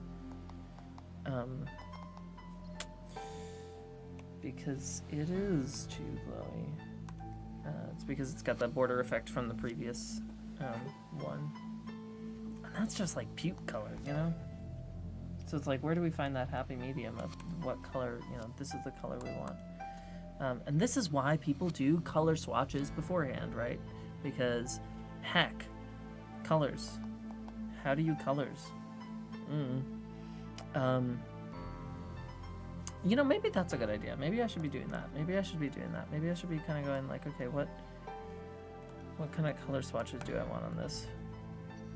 You know, I'm still figuring out how this whole digital drawing thing works. Alright, we fixed the hands. I can erase the hands thing.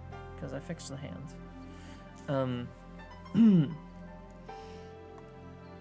Cool. So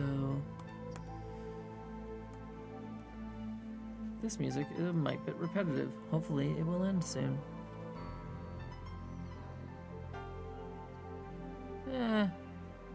I'm just gonna switch it.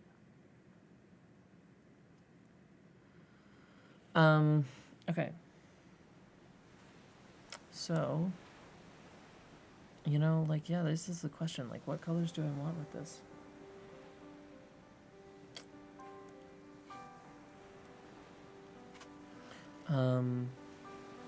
I do want, you know, a brownish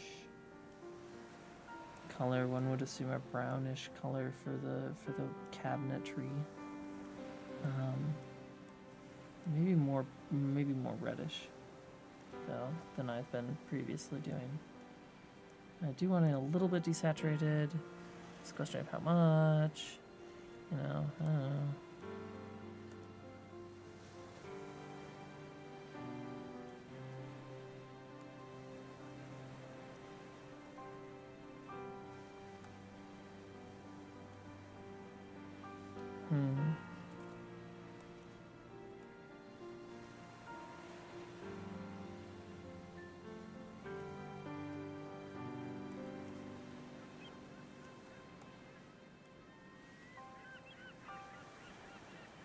Something maybe a bit lighter.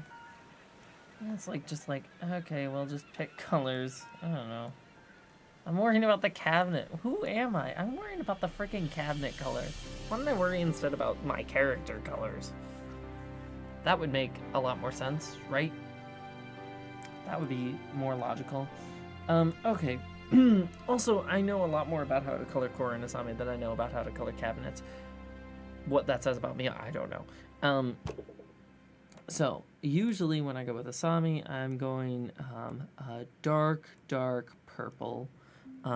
Sort of a desaturated dark purple for the hair. And I think, you know, even with that light, oh wow, I might want it to be even darker then. I know I'm doing a multiply layer right now, right? So if I, wow, yeah, I think I can go darker with that. This is cool. I don't usually get to go this dark.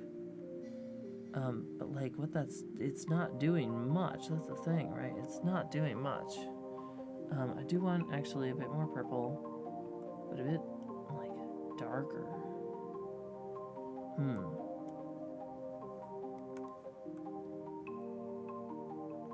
The thing is, like, this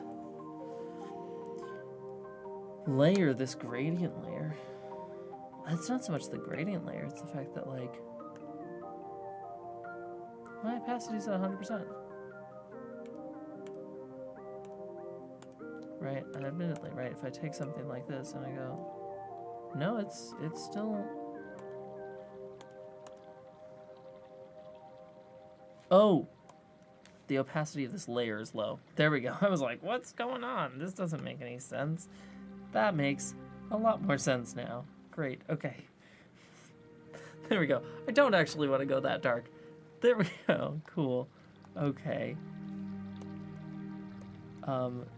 Cool. Let's just erase all of that. Maybe not that, actually. Okay. So, cool. That...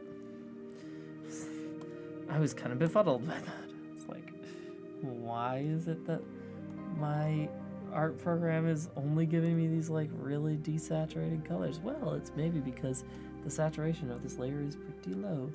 Okay, I want the colors to be below the ink. I want it darker and a bit more desaturated than that.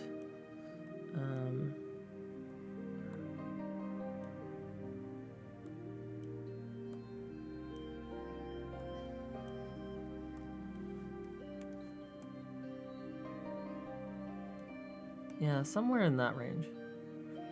Right. So the Asami's hair is this sort of like deep dark purple.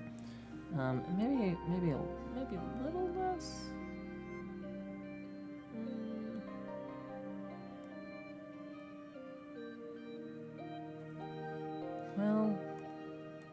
That's the question, right? No, I don't want it to be that purple. I think I could do the highlights in like a brighter purple color if I really want to. I know Asami's hair isn't purple, but I like making it purple, so there's that. Okay, so cool. So that's that. Let's just get a nice round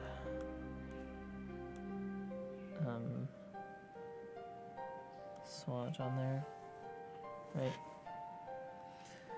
Okay, and then let's see. Korra's hair is going to be sort of a dark brown, definitely lighter than Asami's, but not all that much.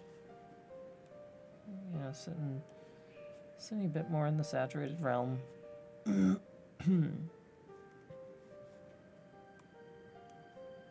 So,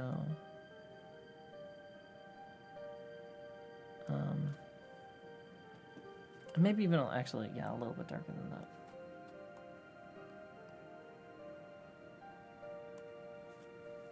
It's interesting how, like, despite having similar shades, right, being similar shades, these two colors, the brown and the purple shows up and looks much darker just because it's, you know, got blue in it, it's purple. So that's interesting. Okay. And then, let's see, for like... Okay, and then we also need like a few highlights and shades of that. So let's see what happens when I do that. Shadows and shades. Yeah, it's shadow. And then like something in there could be interesting as sort of a highlight color.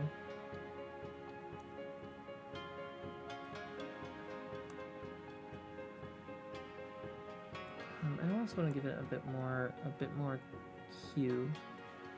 In fact, I definitely want to give it a bit more hue. There's not even an almost in there. I want to give it a bit more hue. Right. I kind of want to go bold with that, you know? Let's bring out the freaking purple in Asami's hair. Why not? Why not? Okay. And for this, Korra, we get some Korra darks. And Korra darks went the way of almost more, no, more red. So Korra highlights I'm going to bring into the yellow regime a bit. And I'm going to, not quite there.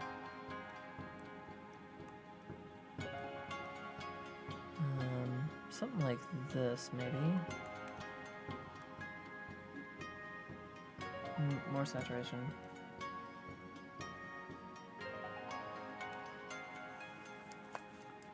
So that looks interesting.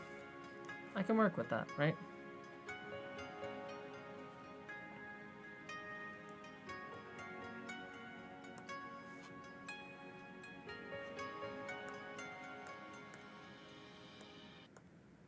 I can work with that. Bam, bam, bam, bam, bam. Okay. I can work with that. So, we have that. And then we do need some colors to paint with for the skin of both of these people. This is always the thing where I'm like, I'm the least comfortable doing this as a white person, right? I'm like, how to draw people of color? I think one thing that's often lost is the fact that face shapes are, you know, vary by ethnicity, and so like there's a lot of work to be done there, and I think there's a lot of like, you know, westernizing, for lack of a better word, I guess, of face shapes in animation and in just drawing in general.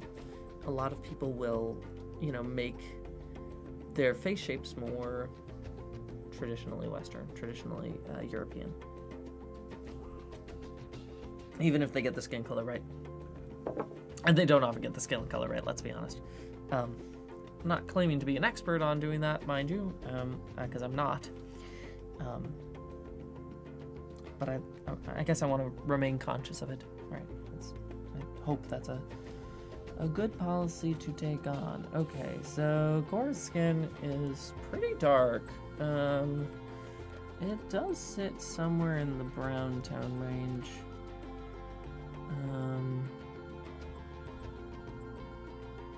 I think I want to have it.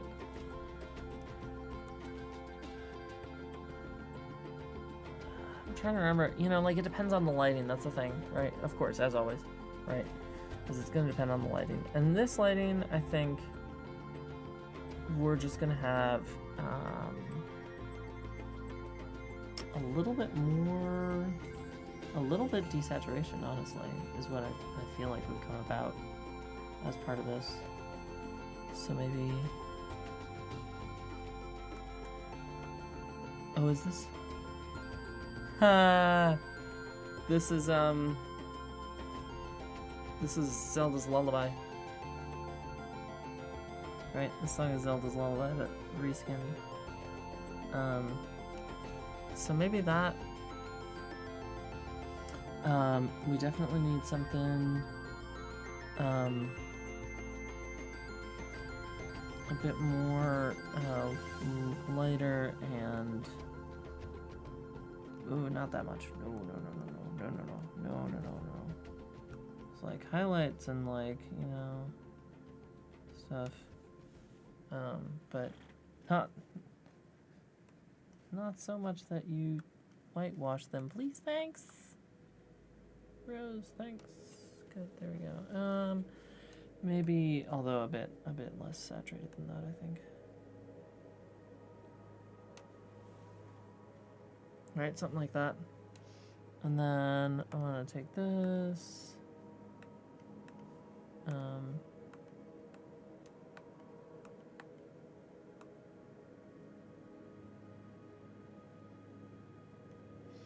And I want to... that is actually... I want to bring it more into the red a bit for this,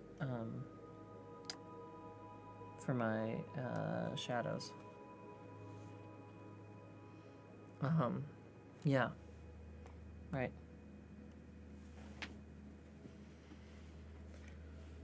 Maybe. We'll futz with it. I think that can always be changed later. But it's important to think about it now. Korra, I mean, always wearing blue in the series. I guess I'm trying to decide if I want to do that now. Maybe like a pale, sort of a desaturated blue, as like a, you know, this is a, you know, like a cloudy, yeah, like a cloudy sky blue, maybe, for this dress. Yeah, and I'm not sure if that would go with the piece entirely. Maybe something a bit more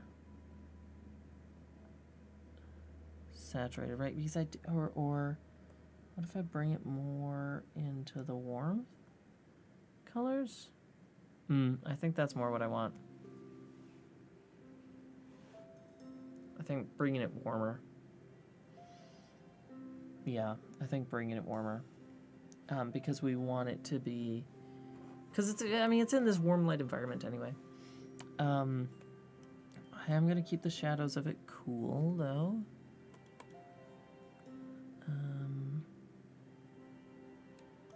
So, a bit more saturation on that. Maybe like there.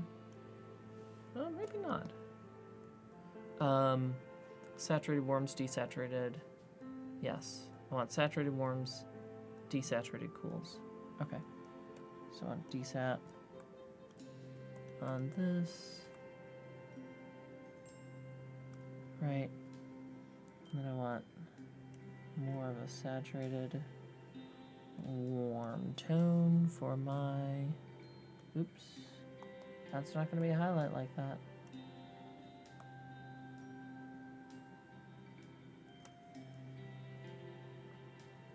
Yeah, right. And I get this middle. I'm gonna bring this back over to like the middle of the saturation range again. Right, because that looks nice. I'm forgetting, yeah, okay. I'm forgetting my principles, right? It's either saturated warms, desaturated cools, or the other way around. So, okay, so if I'm going to do, right, so if this is the skin color, I'm just going to take that and apply that all the way back, right? You know, if this is the skin color, then I want, right, this is, so central, come on, work with me, Krita, come on. Okay. So we're going more saturated warms, desaturated cools. Just like towards this end. Okay. So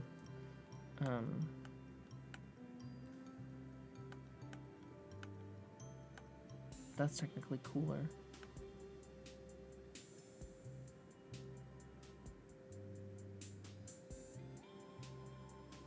than that. So, okay, sorry, just thinking through. So if this is the original color, then I want this to be a desaturated cool. So I need to desaturate this a bit. Bring this over. Not that much.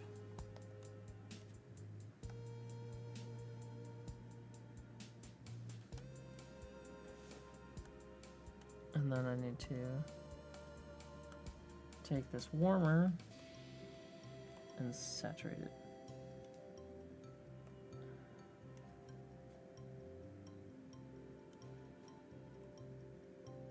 Somewhere in there, maybe? Not that saturated, please, thank you.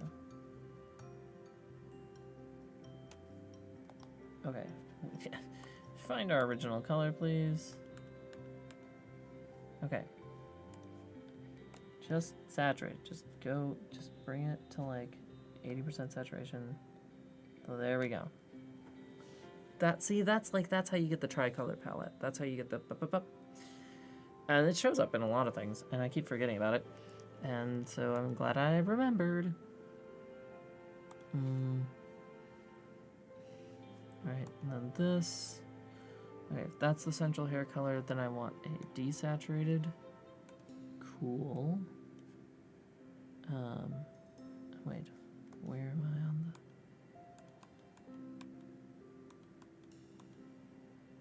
Oh no, this needs to be cooler. And desaturated.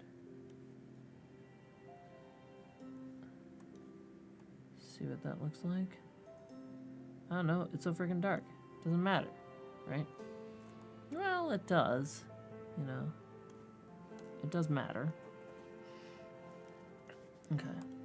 And then this is warmer, right? So I want to bring it into even more saturation. Right. That's, you know, that's a pretty classic triad there. I don't know what these are called. You know, I just know, like, you know, you do colors to it. Right? Okay, this is really desaturated. I don't want that to be desaturated, so I want this to be, like, middle of the road here. It's our base color, and I can just do lots of shadows, right? So we're going to bring it cooler. We're going to desaturate it. And we're going to make that our shadow. And then we're going to bring it warmer. And we're gonna saturate it. Make it lighter. We're gonna make that our... Come on, highlight.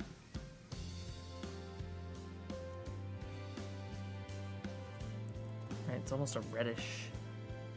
Yeah. And that's fine. Okay. Yeah, those triads just feel more alive, right? As colors than they did before. Okay. Other thing, let's see. Asami skin. Asami skin is generally depicted as a bit more in the lighter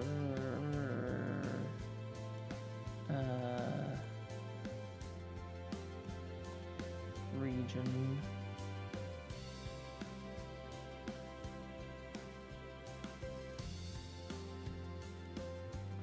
She's definitely more pale than Korra. That goes without saying. That is officially too pale. I do want more color than that.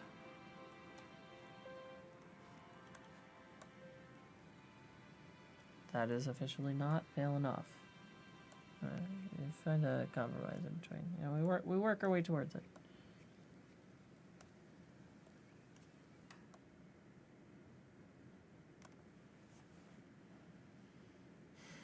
Maybe? I don't know, let's see what the triad of colors. The color triad. It's I don't really know color theory. I've taken some art classes, but it's been a while. So who knows? Who knows? That's all I gotta say. Okay. So if that's that, we want a desaturated cool.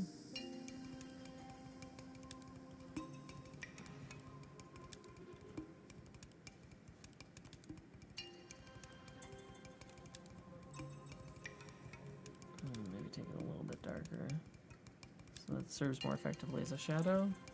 No! I think that's fine. And then a saturated warmer.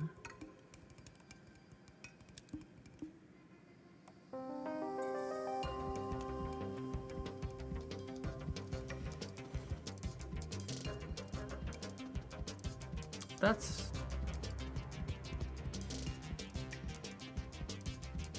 I don't know, I'm not entirely sure how I feel about that. I don't love it, but I'm not sure how to make it better. I think just more desaturated, but I don't think that's right either. I think I just need to find the right color, honestly, is what it is. And this one's, I think, you know what I think it is? I think it's all centered a bit too green. So I think if I bring this over here, right, and then I take this and I center it a bit more yellow.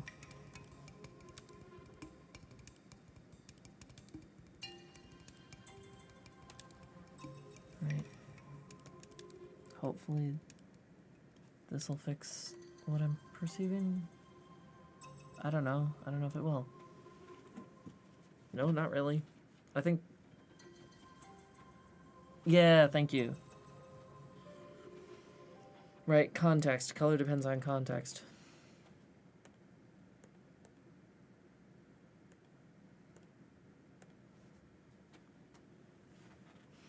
It is easier to see them with the gray tone, though. It's better. It's better to see them with the gray tone. Thank you for the tip, John. Appreciate it. Yeah, no, that looks better. That looks better. That looks better that way. That looks a lot better. Thank you. Yeah.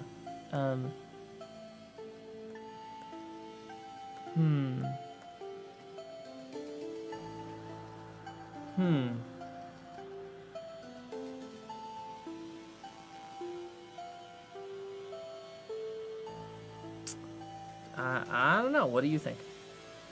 Do you have thoughts? What are your thoughts? Tell me your thoughts. Gradient, flashing on and off. Oh gosh, not what I wanted. Gradient, no gradient, gradient, no gradient, gradient, no gradient. It's gotta load in, you know? Okay, sorry for the flashing gradient. That was dumb, I shouldn't do that. Okay, cool. I also need to figure out Asami's shirt and Asami's pants. Asami's pants are going to be a pretty dark black, bluish black color. It's kind of what I was thinking for those. So let's give it like here. Right. We'll go for like a desaturated cool. Not that that's going to make a ton of difference at this sort of realm, but sure. Well, I also want, so to that point, like I do want hang on, let me finish that color. There we go. Maybe even a bit lighter though. Okay. So, I do want, let's see, what color is this gray? Did I make it a good gray? I want it to be exactly in the middle of the gradient, and it is, right? So actually, having a completely neutral gray helps more than making it lighter in terms of getting the colors you want, especially when picking colors.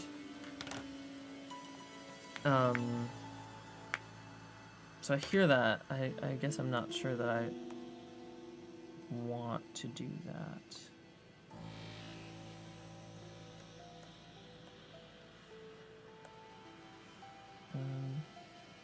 Okay, actually, let's make that a bit less blue.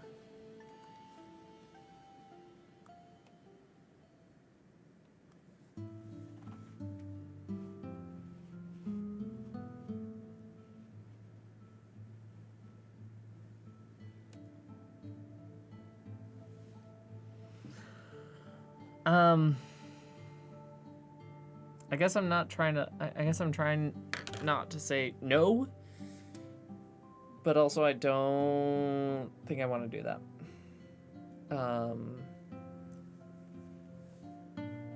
Getting rid of the gradient did help though with that. For sure.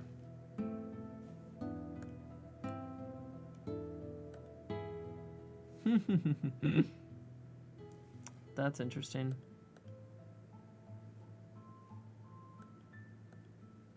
That's a multiply function. That doesn't make sense. Why is the multiply changing some of them?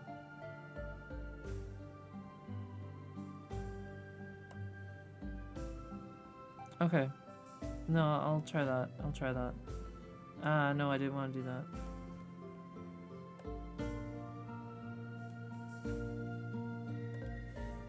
Okay. Sorry, I accidentally did a gradient thing. Okay, yeah. Yeah, we could try that.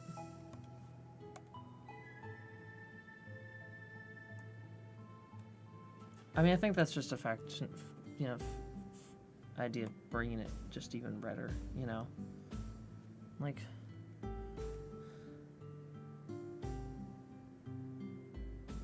Yeah, I hear that.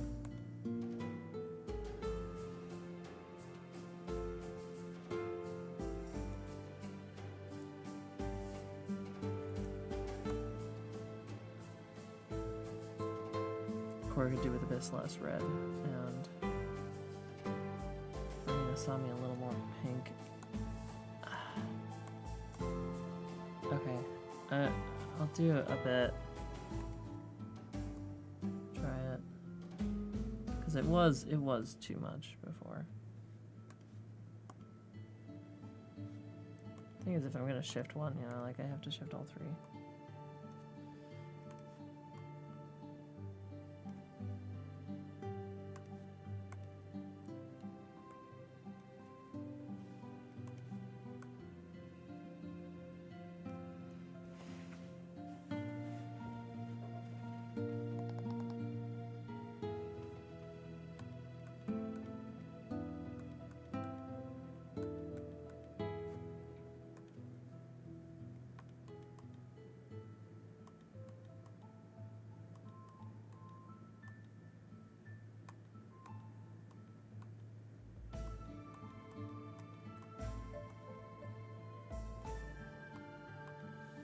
Wait.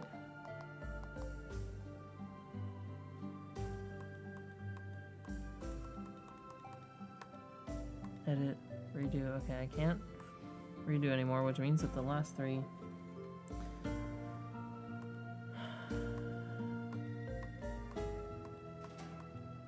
I can't even see the difference that I just made. Okay, well. That's encouraging.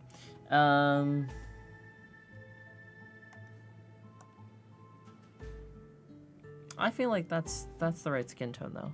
I think what's throwing us off maybe is that this is so no.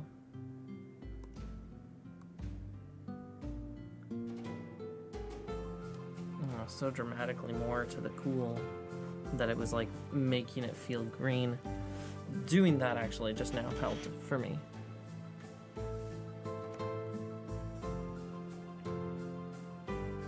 It still feels a little bit green in the context of it, but I think that might play out. I can adjust it. Like, we can adjust it. That's what post is for. That's what post is for. Post-production. Is not really a thing in art, but it kind of is. No, thank you for sharing, John. I do appreciate that, actually. And I think you are probably right about this being a bit more red than it should be.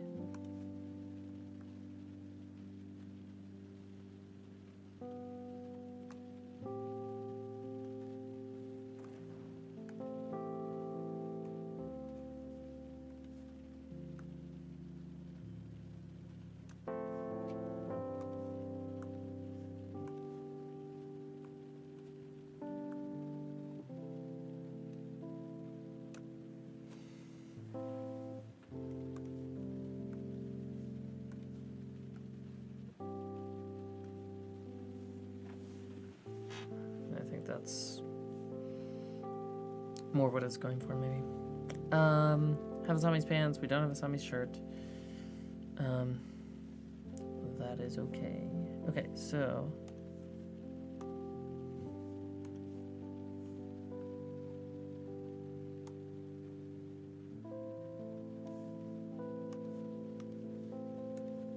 just gonna take these. Make my highlight and shadow track. There we go, there's my paint swatches. Because now I can go beep-a-doo.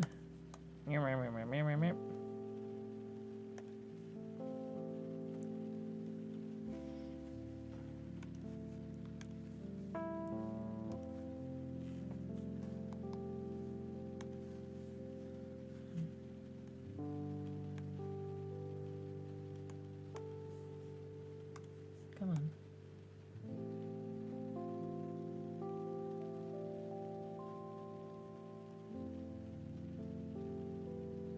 Okay. Cool. So now... Oh, maybe red. That's true. That's a good point. Thank you. Right, we gotta we gotta have these, you know, the tropes. The tropes gotta stay. Right? We gotta have the tropes. And it's a maroon red. It's always a maroon red. Deep maroon red. And that actually works, I think, really well because she's not gonna be wearing lipstick. She's not gonna have her hair up in a in a tie. It's you know, it's domestic.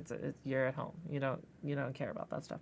So I think you are right, and that having a red in there will help for it to feel still, you know, still very Asami.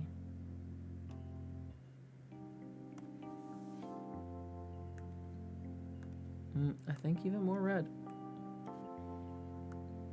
Nope, not like that. Like that. Okay. Cooler. Desaturated.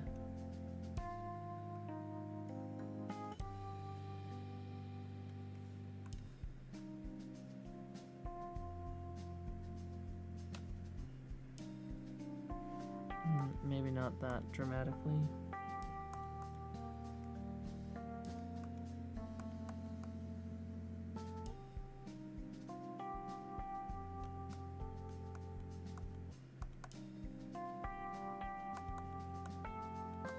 Why isn't my color selector changing correctly?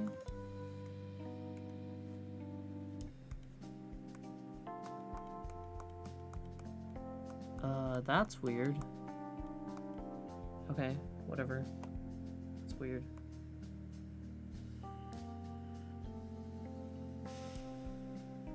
I want a little bit darker and I want a little bit less saturated.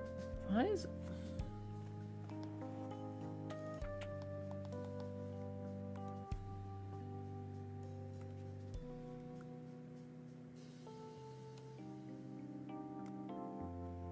Weird. Okay. Right. A little bit cooler, a little bit desaturated. Not that much.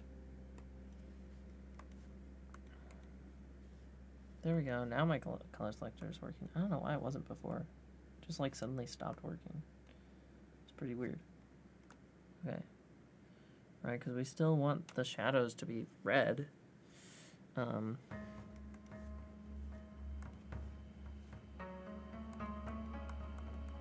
It's not working again. That's so weird. I swear, it's like, what the heck is with this program? Sometimes it just doesn't work.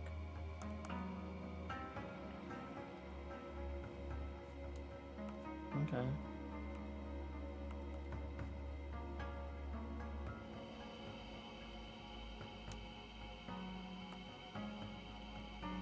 Well, I guess I'm gonna go, into here and then more saturated and lighter a little bit for the, we'll just wing it kind of.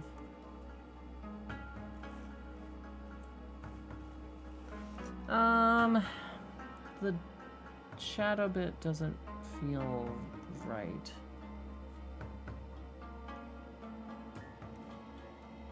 Maybe a little bit too desaturated?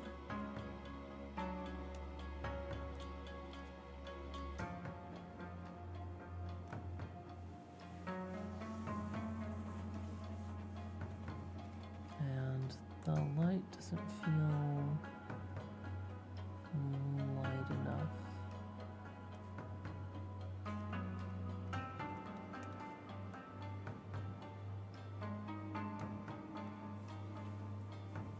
Yeah, maybe something like that.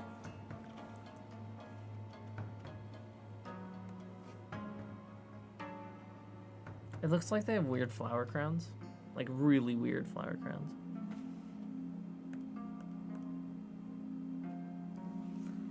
Okay. I'll take it. I can edit it later.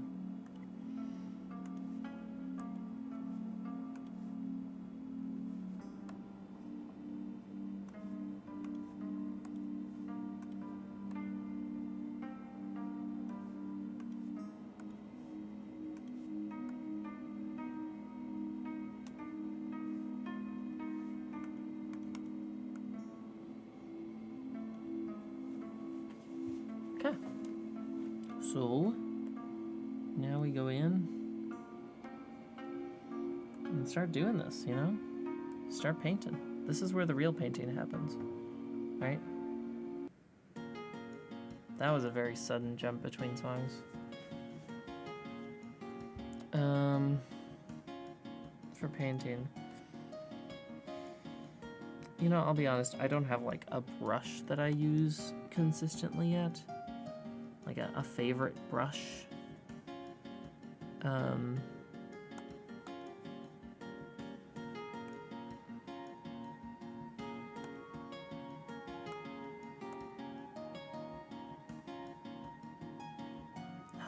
that's bad.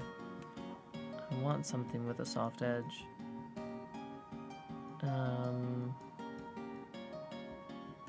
I can just do like, right, soft round, right, airbrush, aka airbrush. right? Because it works.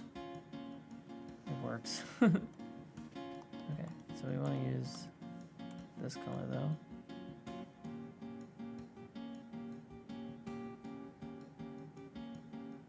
And this is going to be our tomato red shirt. Right, but actually, let's hang on, because here's the thing, right? I should really map out, and actually, like, I kind of want that to be more extreme now, with the gradient especially. Right, like, I almost want it to be, you know, I almost want it to be over here, like right there.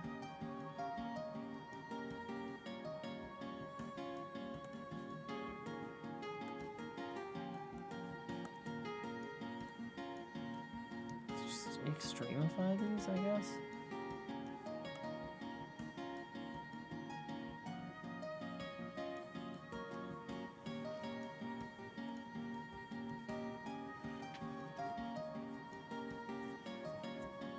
Maybe that's too not red.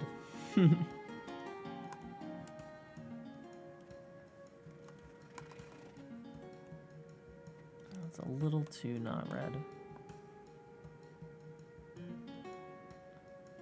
Yeah, there we go. That's still red-ish, kinda. It's kind of red. It's the kind of red color. Okay, but if our light is coming from this direction over here, then this entire like backside here is like gonna be, you know,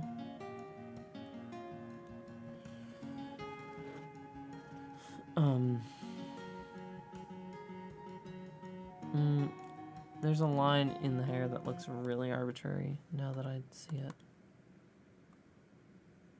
I want to break it up. Actually, maybe not there. If I broke it up there, and then here.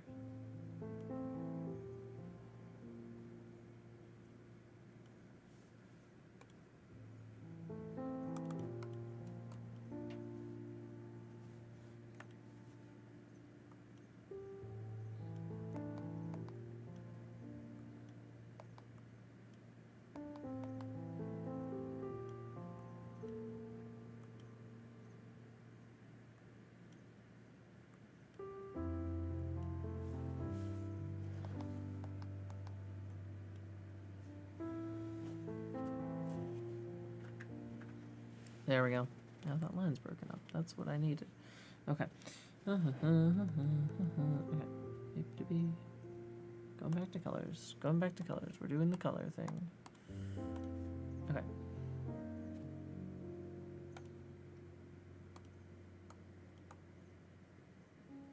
I should really make a soft round preset. That would make a lot of sense. Okay, but here we go. Right, like this whole back area is just gonna be like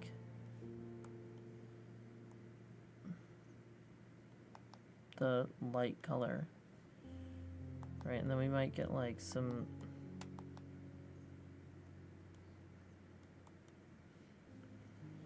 things here with the folding, right?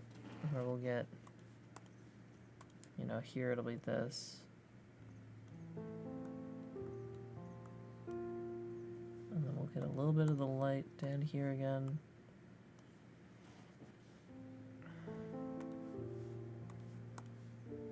And we're back into the mid-tone for the bulk of this.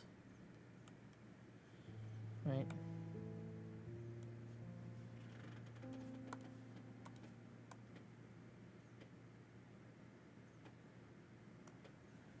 There we go.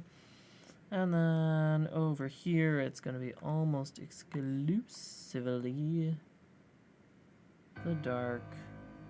The dark. Wow, that was apropos.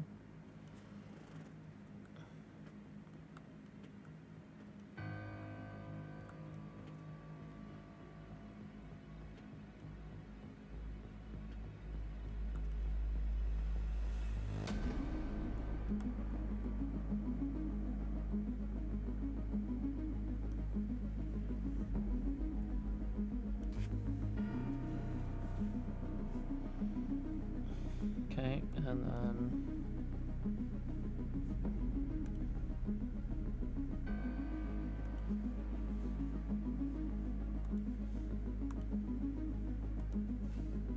Same sort of thing with jeans here, right? So we're gonna have this kind of bright. Do these jeans have pockets? Probably. Yeah, that'd be good, wouldn't it? Jeans sometimes have pockets, don't they? What jeans have pockets, you may ask? The answer: none. It's all a lie.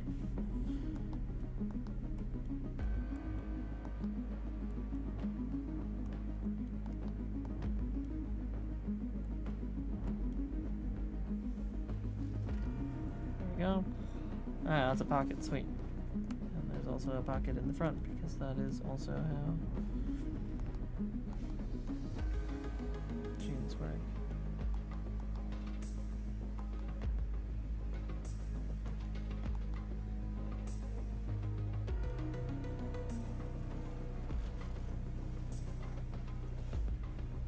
Okay, back to the colors. Bada. Dark. Yeah.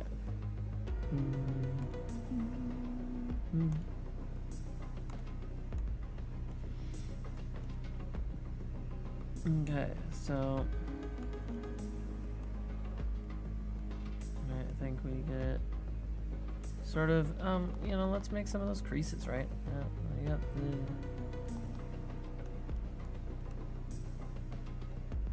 like some creases there. Although maybe not that many.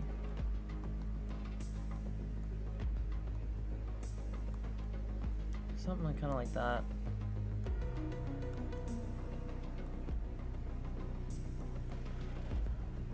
Right, and that is all the lighter color. And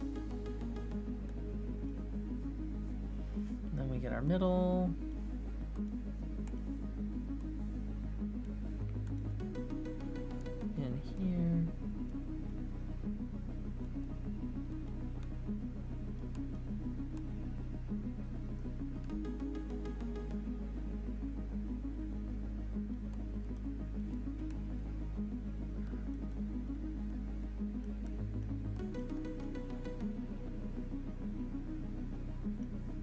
Especially as we get down towards the knee, because the knee sticks out more, that middle color is going to be still in there, even though it's closer to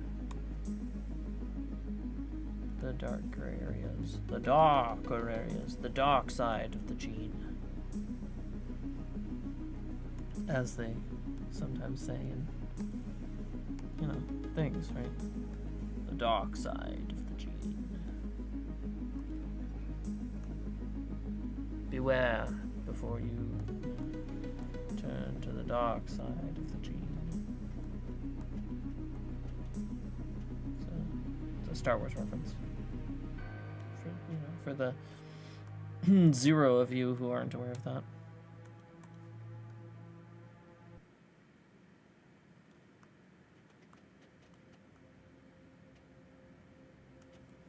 Okay.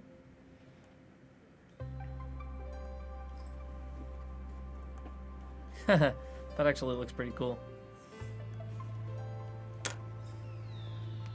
That actually looks pretty cool.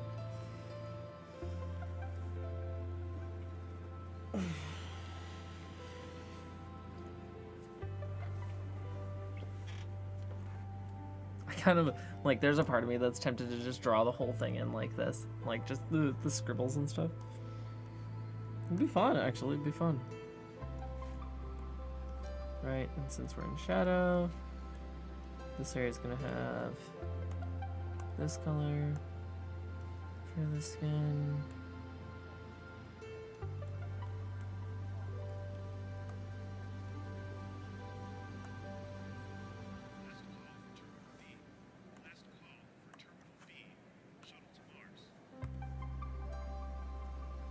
Ah, Terminal B, shuttle to Mars. Okay. Yeah, I'm down. I want to go to Mars. Be cool. Blue sunsets, y'all. Mars has blue sunsets. It's still like, you know, just kills me. It's so cool. I saw a pretty in-depth explanation of that the other day. It was a lot of fun.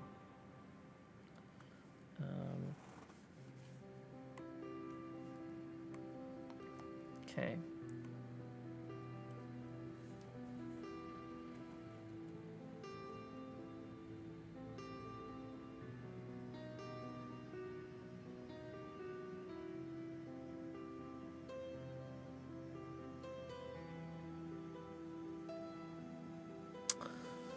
Oh, I was just thinking about like how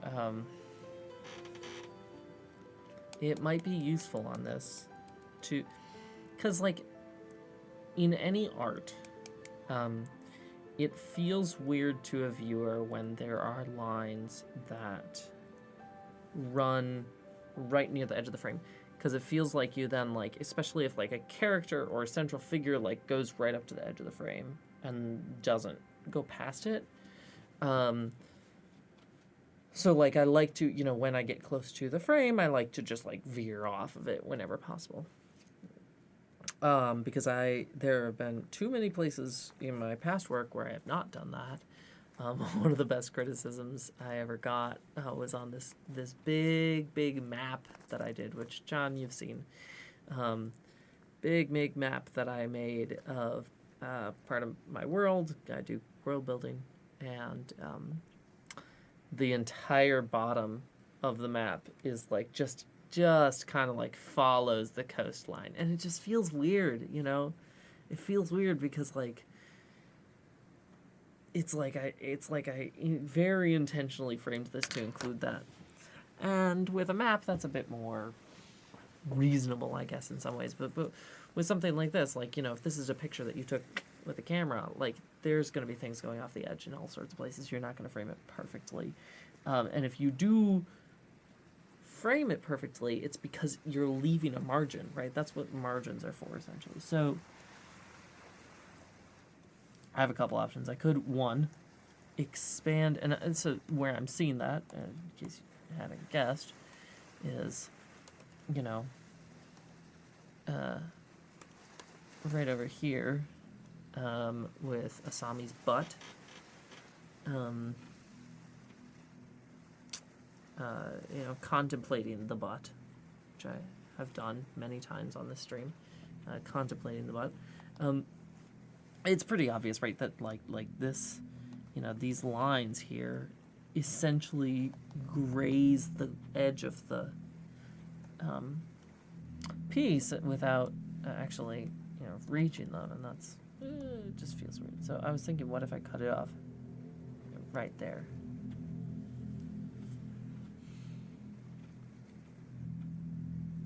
Right, what if I took the piece and cut it off there? I think it might be better for it. I think I can do that in the final cropping, though, but yeah, that's something I want to consider as I move forward. Okay, so continuing with colors. Couleur, as the French would say. Okay, so this, we're gonna have,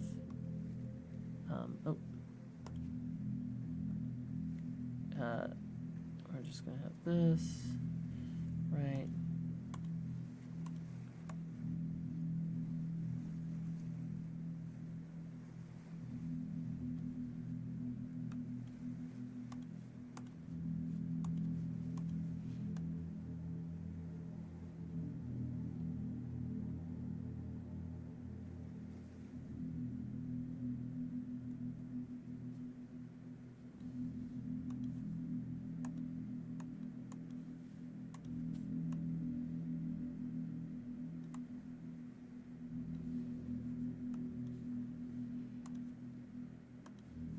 One tip that I got a while back, which I really like, is the idea of, you know, if you can see the boundary between two of your colors in like your highlights and shades and stuff, then One way to fix that is to just, wow.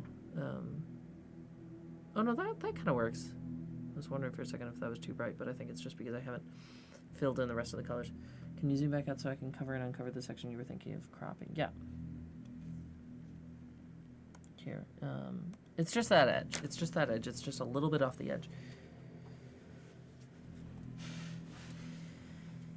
I think it'd be better that way, you know, just cutting off that edge so that the camera isn't like, you know, like, oh, yeah. Because essentially what I'm saying is like, it would be like, you know, if I did this. Right? Like, I'm still in frame. But like, you know, especially if I go like, you know, if I do this, it's a little bit weird, right? Yeah, it does, right? But if I like, you know, do this, or if I like, you know, put my hand here and it's going off the edge, or if I even do this, like I would argue that this, like having my head off to the side and cropping off a section of my face, is less weird than like just right. Anyway, if you were just taking a piece of paper and moving it back and forth, I love it. I'm gonna move the camera back. There we go. So okay, cool. Look at the skin though there. I think that looks really cool. I'm really happy with that. Okay, I think this proves it's kind of a proof of concept, I think. That what is this song? Moments, Part 3. This artist has a lot of really interesting, like, human talking bits in their songs, and that's really interesting. Okay, so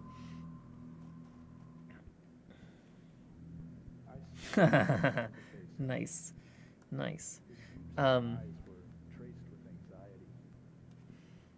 Let's keep going with the coloring here.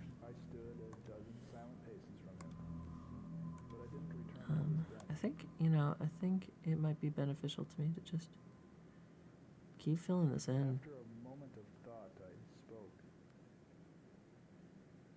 You don't any more than I know that you do.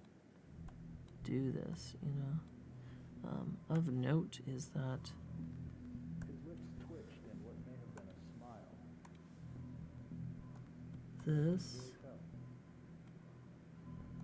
We'll have this.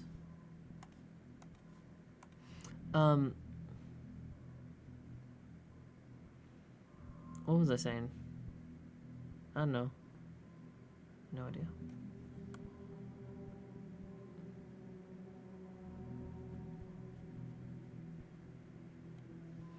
I'm gonna make this a little bit bigger so that I can just... Oh, I'm using the pencil. Oh, that's why it's blending so well. Yeah, it's a soft edge pencil. I like this tool, maybe. Maybe I like this tool better than, like, airbrush.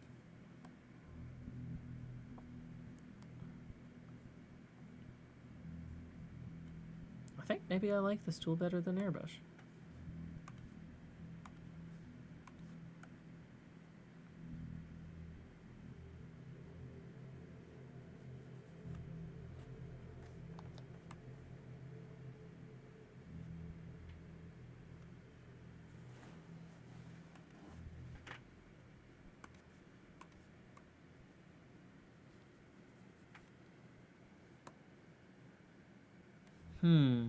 Oh, maybe not.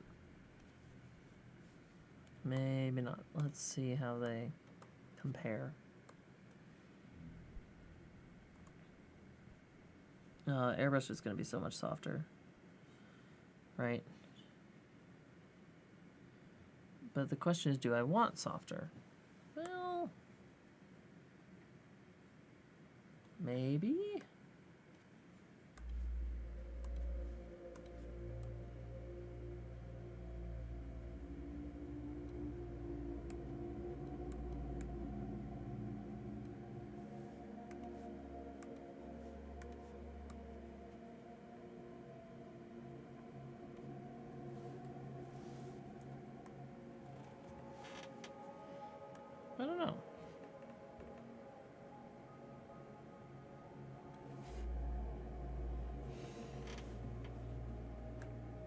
kind of like the texture of that brush.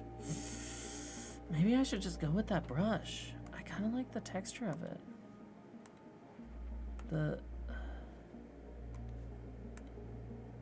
This pencil, this weird pencil, right? It's weird, but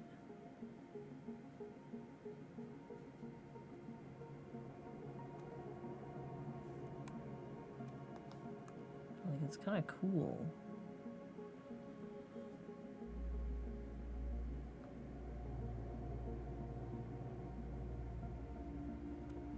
Thing is, once you paint over something, this doesn't paint over it. Okay, so that's a problem. Alright, that's why this wasn't blending the way I hoped it would. Because I was using the wrong brush.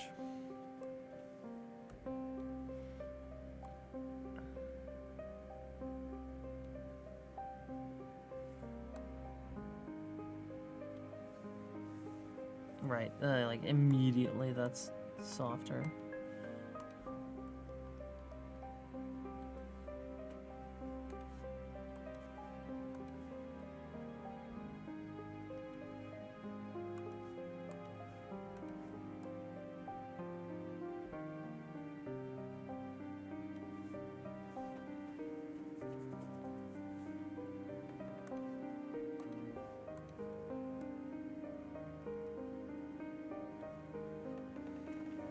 Yeah, that's immediately softer. Okay, I'm gonna stick with the airbrush. Dang it. I really like the texture of that pencil, but it's not gonna work.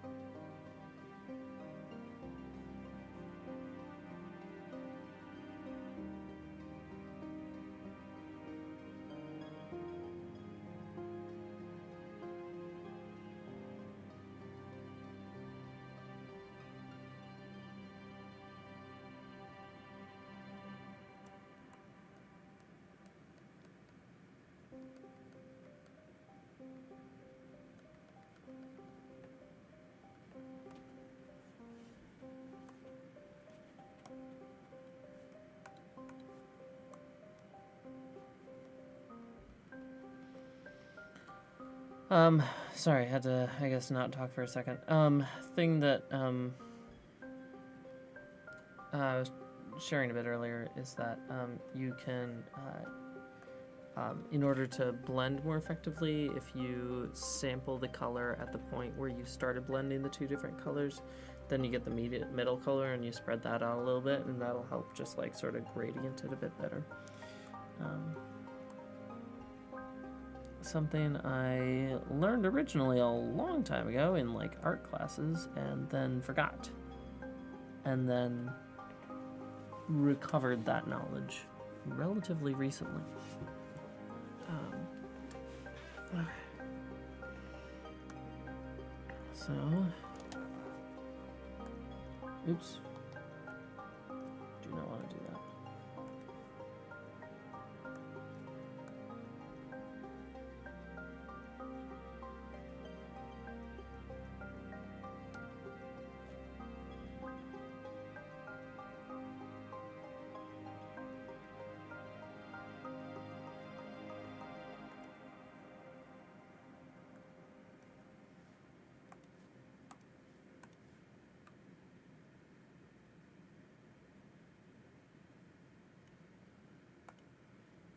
Actually, I can make this bigger.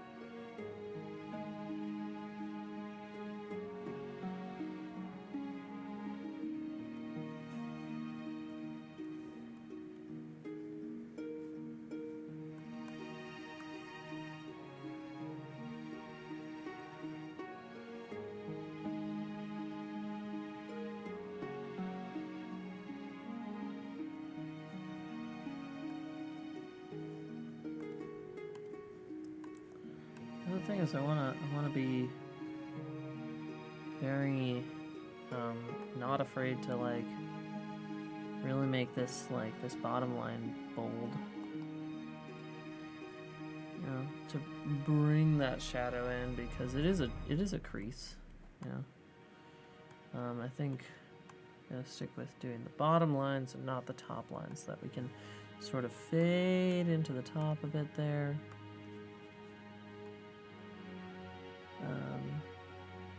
And then have it be like, you know, hard line, crease at the bottom.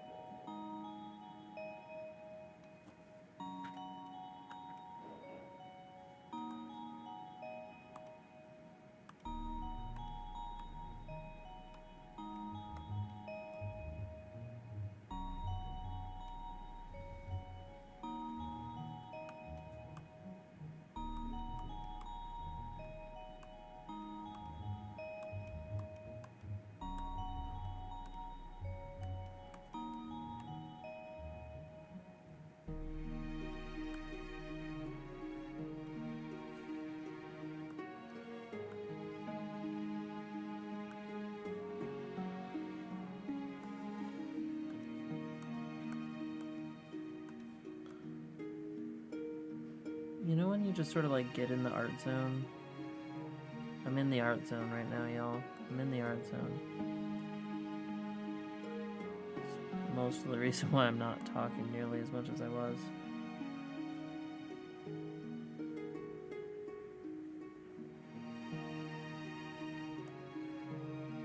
It's a fun place to be, honestly. The art zone. One of my favorite places to be.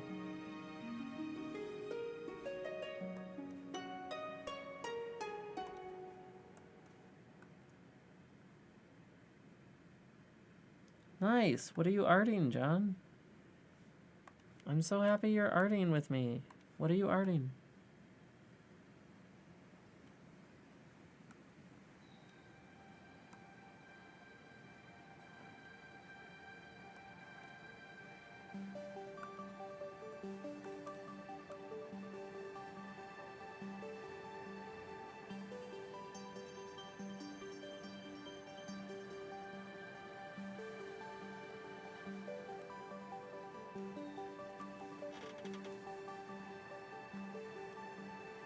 Ooh, that's exciting.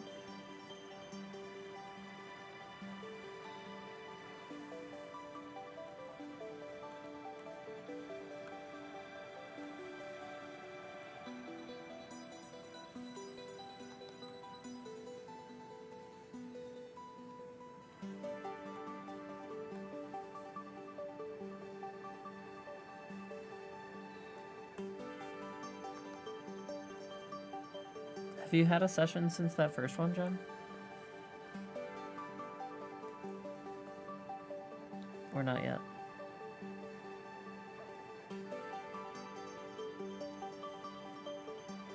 Also, those were some shenanigans you got into.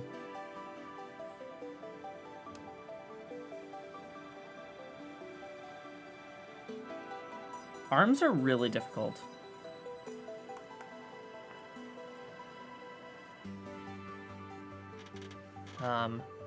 Arms are very difficult. Yeah, I'm not sure I can be a very good advice person on how to arms. Yeah, I can try if you want some help, or if you want some tips and guidelines. But I am definitely not necessarily the most... I'm not necessarily the best arms dealer out there. See what I did there? See what I did there? Arms dealer. It's a bad joke. I'm realizing, like, I spend most of my time, like, down here in this corner. So I should probably... stick with it.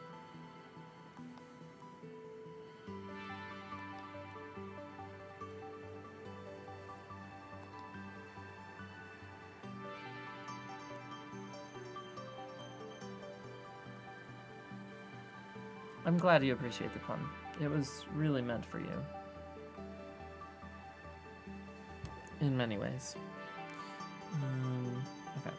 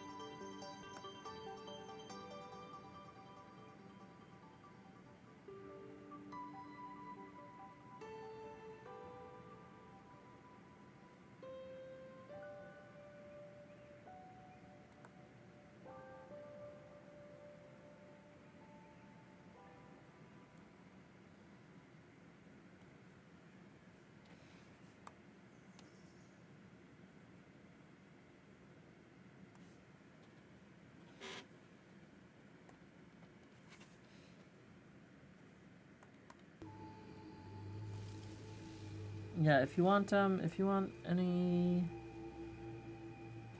arm stuff, you know, feel free to interrupt and let us know your situation, and we can puzzle it out.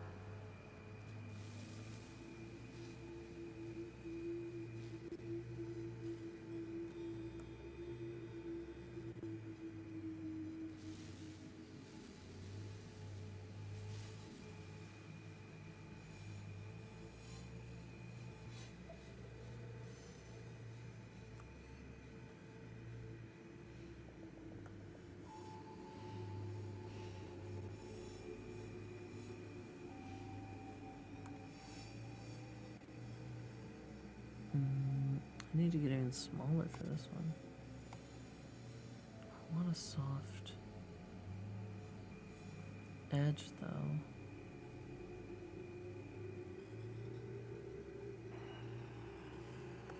Does this have a soft edge?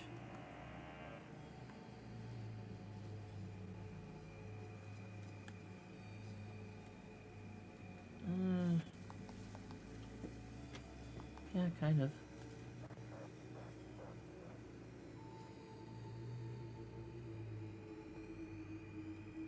It also has that. Soft edge, no fall off. There is no such thing. There's gotta be. It'd be more of a marker. Well, this is a marker.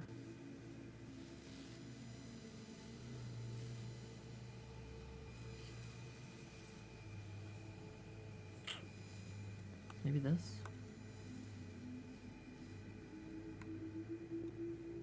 Yeah, kind of.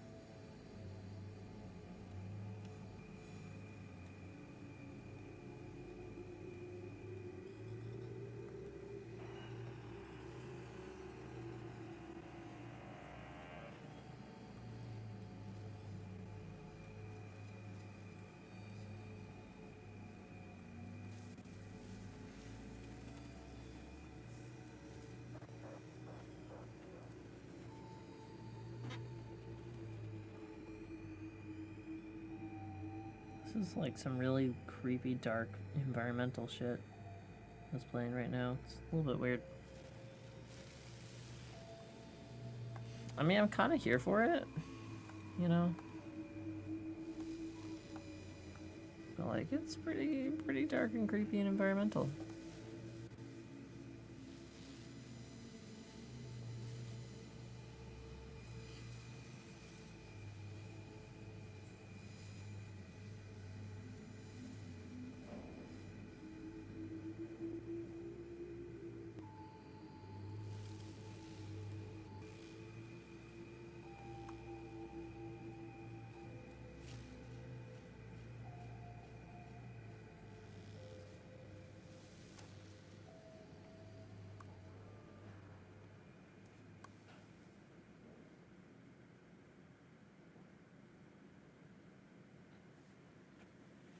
Well, I'll be honest, I'm a little bit glad that piece is done. That was pretty weird.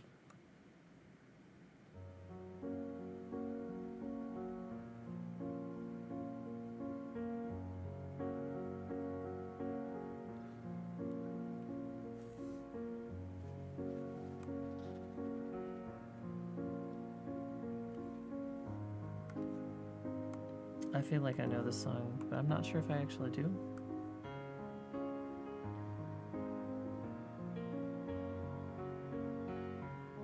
It's definitely cheesy.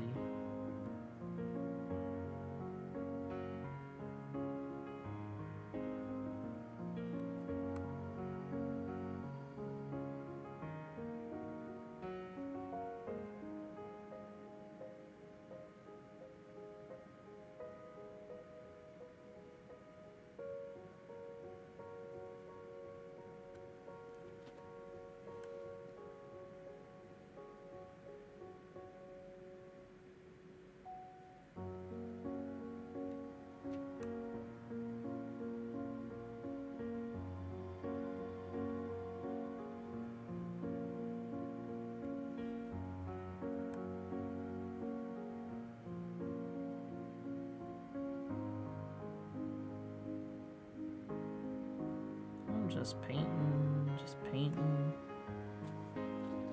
a leg. It's a normal day for me, yeah. Just painting a leg. That's what I do on a normal day. Well, normal Tuesday, I guess. Or I will be more. This is actually my first of hopefully a consistent stream schedule. Hands, faces, and arms. I finally recently got faces down. But yeah, consistently. Nice. I'm glad you figured out the arms. What was the? Did you figure out like what was up? What was up? Was it a specific bit of it? Was it like?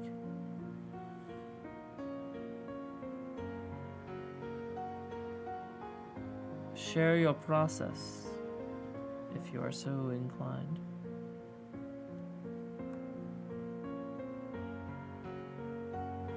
And yes, that was a pun. It was a really shitty pun, but it was a pun.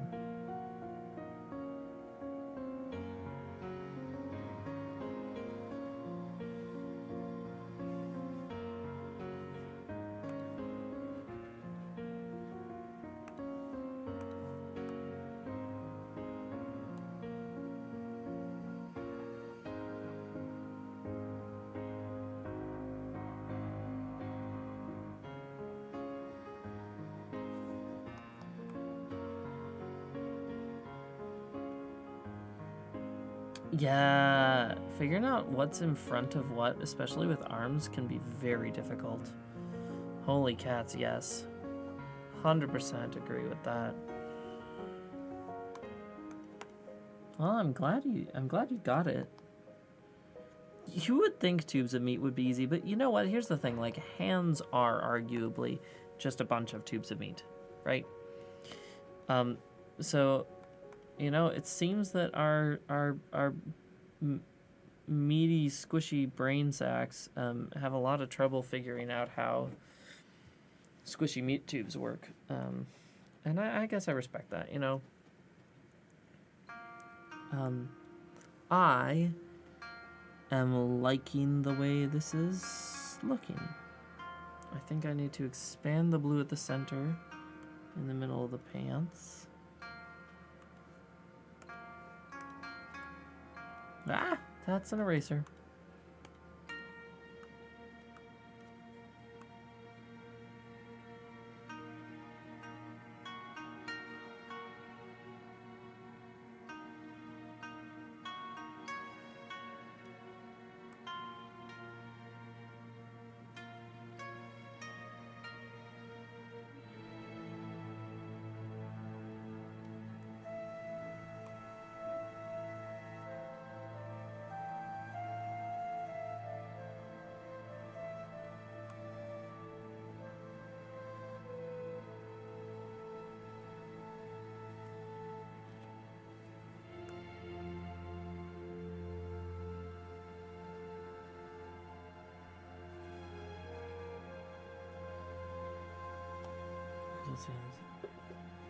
Yeah.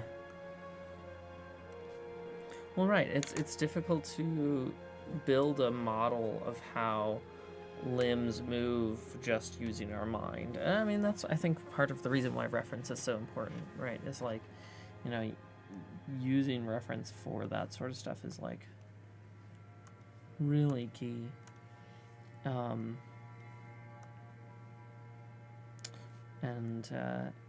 Yeah, thank you.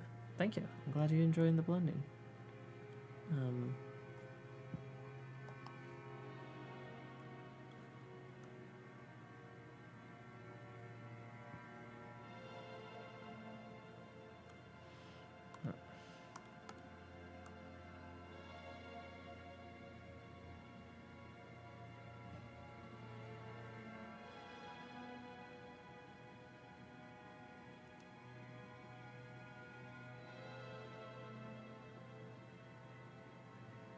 To be careful with the areas I don't just want blended.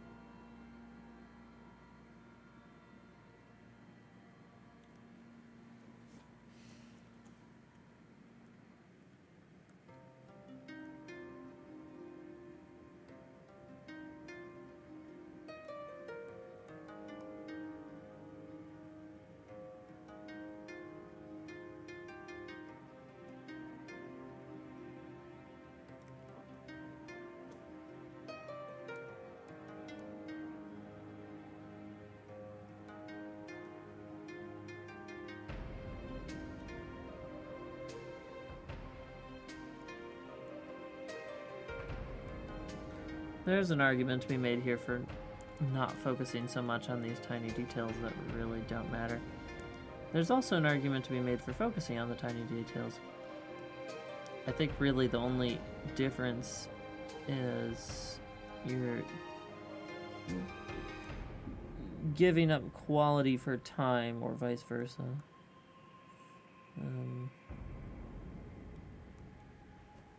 And I guess since I'm a freaking perfectionist, we all know which way I'm gonna go.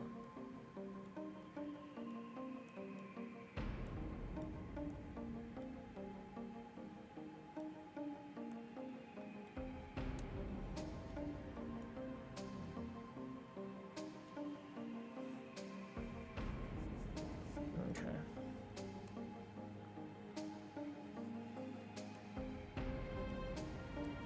Well, that looks pretty good.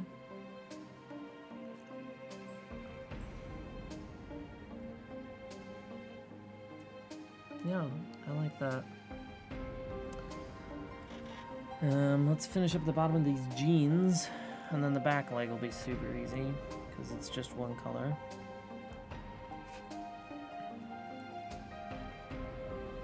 And then I need to...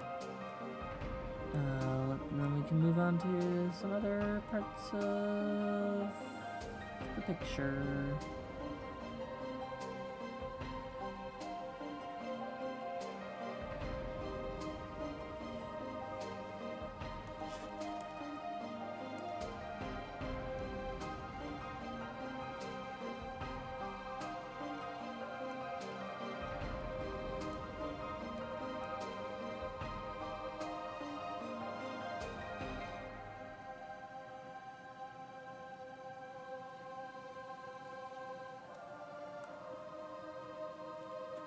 Ah, yes, the classic, beautiful sounds of piano choir vocals. That's what this is.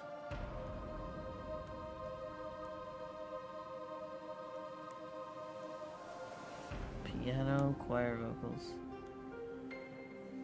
It's like, okay. You know, I feel like there are ways to just do better without, like, while still using just electronic, you know, synth voices. You know, choir vocals, piano choir vocals just kind of sound like shit. You know, having been in an actual choir for many, many years, piano choir vocals are awful.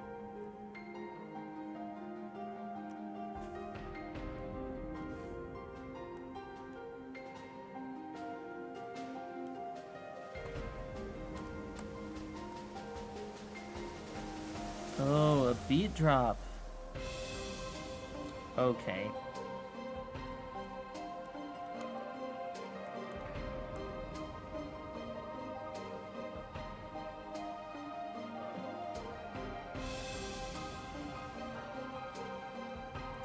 Maybe I shouldn't, you know, rip on the free music that I'm playing on my channel so much, but, you know, there's a reason it's free. Right?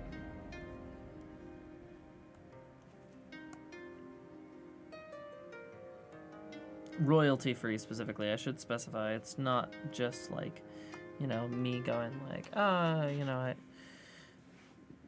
don't want to pay for music or something like that. No, like, you know, if it were that, I would pay for music in a heartbeat. It's that I'm essentially, by putting this on Twitch, I'm claiming this work as my own. And especially with the fact that Twitch has the possibility to earn me money, although, you know, goodness knows that will take a while.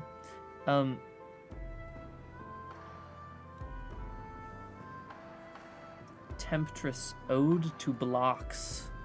Yes, you can tell it's called Temptress Ode to Blocks, especially when it plays the Tetris theme song. Oh, Temptress, Tetris, it's a bad pun. That's a really bad pun. It's a pretty awful pun, honestly.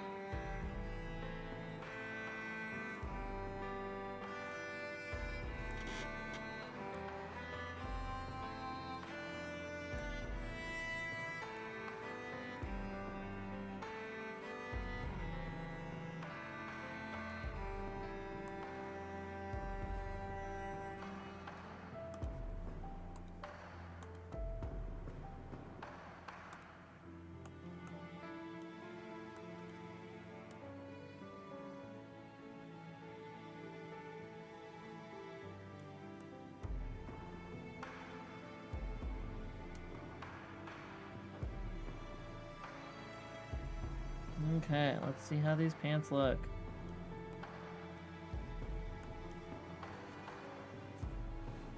They look pretty great. They're all blended and shit, right?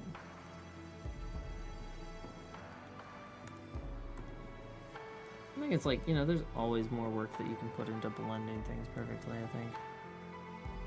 Well, Importance of that, debatable. I think it's useful to have blending to a certain degree.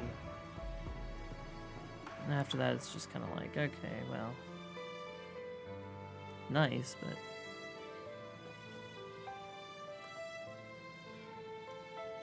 meow, meow, meow. And the nice thing is I can also go back here and go, time for me to erase all of these lines in the back. Goodbye. Oh, I want to erase those lines. It could appear that I need to be a bit more careful with my line erasing.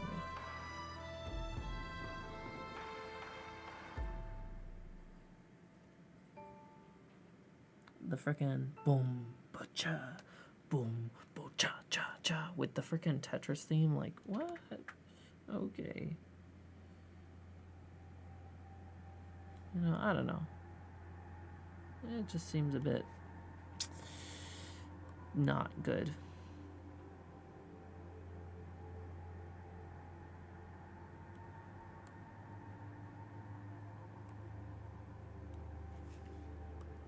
Boom, boo-cha, boom, boo-cha, cha, cha.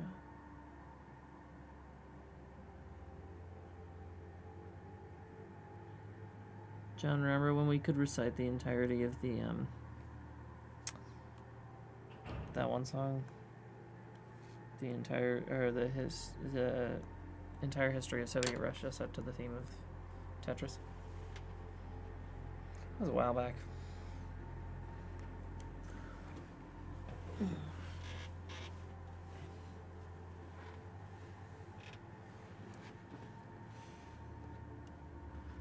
Okay. Doopy-doopy-doo, doopy-doopy-doo. Ah, this song is called This Place Feels Unnatural. It's almost like it was meant to be a creepy horror song. Ooh, ooh, ooh, ooh, ooh. Okay.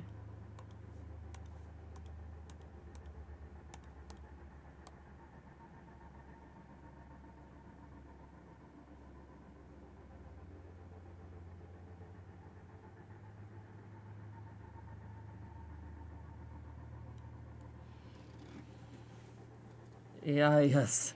Thank you. I'm glad you remember it well, and the entire title.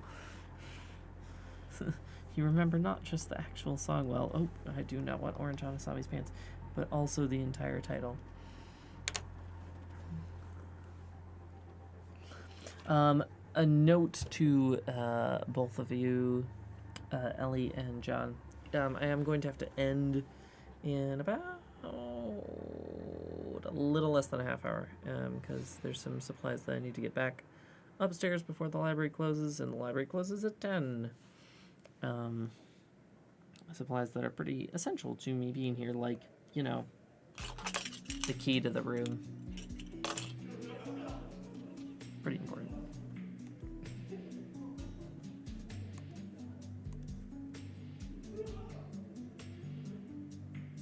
So, FYI, that's going to be happening.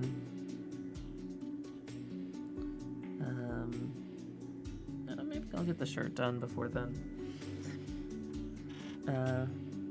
Yeah, thanks for being here, Ellie. But dang, I'm proud of those pants. I'm proud of those pants. That's some pretty good blending on those pants, and I think I chose the colors well.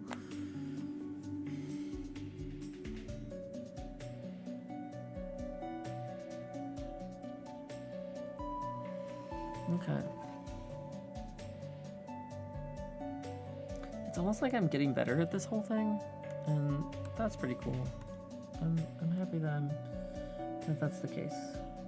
Or that at least that it feels that way, you know. Oh shit. Been drawing on the wrong layer. Okay. How long have I been drawing on the wrong layer? Okay, not that long. Whew. That was almost a disaster. Oh.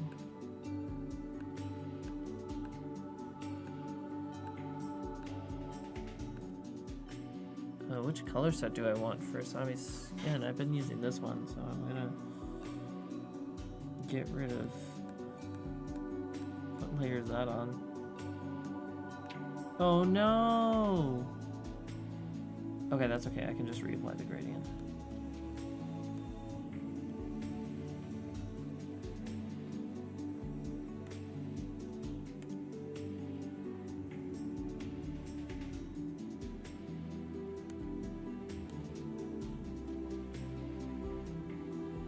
This almost sounds like the Civ theme, except it's not. Oh, is there a way to get a recent gradient? It was a light red to blue, and it looks like the answer is no. Dang it. Huh. I should have saved my gradient. Oh, this is... No, this isn't my gradient.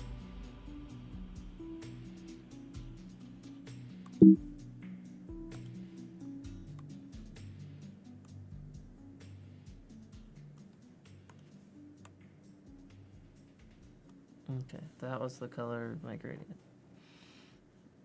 I can probably match that pretty well.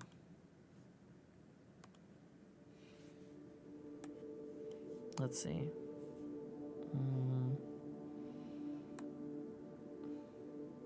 It was saturated.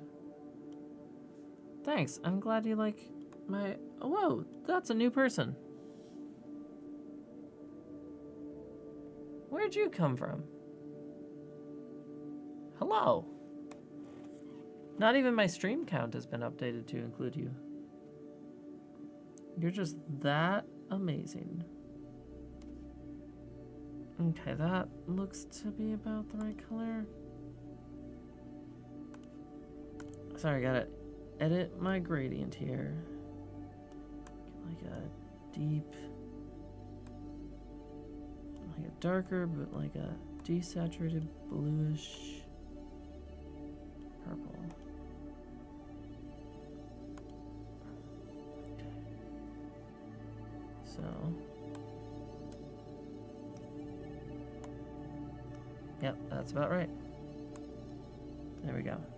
Cool. It wasn't that far off. It was like that. Or maybe a little bit more. Yep. Okay. Boom. Boom. Nope. Wrong layers. Okay. Oh, wow. Thanks. Hello. Welcome. Have you been here for a while? And just not put in the chat? Which... Totally fine, by the way. Sorry, not trying to discourage that. Just haven't seen you. There we go. Okay. See, it looks great, but like, you know, like, so it's right there's the gradient naturally, and then you add the gray, and it just goes whoa. It's just so soft and pretty, and I love it. Okay. So where were we? Oh, right, because I did that because the gradient had been accidentally changed, and I didn't want it changed. So there we go, change it back.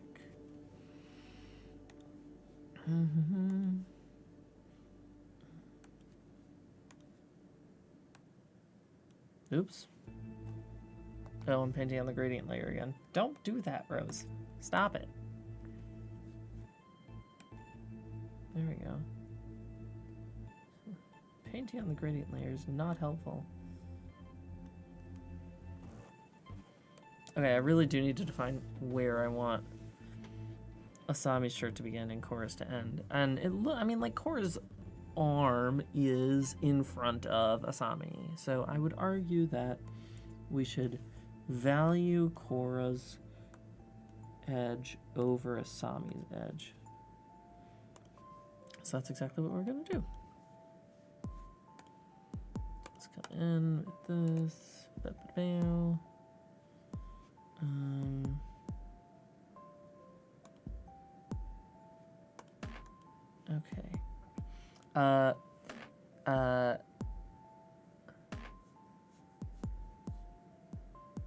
Sabin Llama, hello, by the way, hello and welcome to the stream. Lovely to have you here. I am going to have to end in about 20 minutes, so just an FYI, unfortunately that's the time limit on the key to this room, so that's where I am with things. Okay, so we're gonna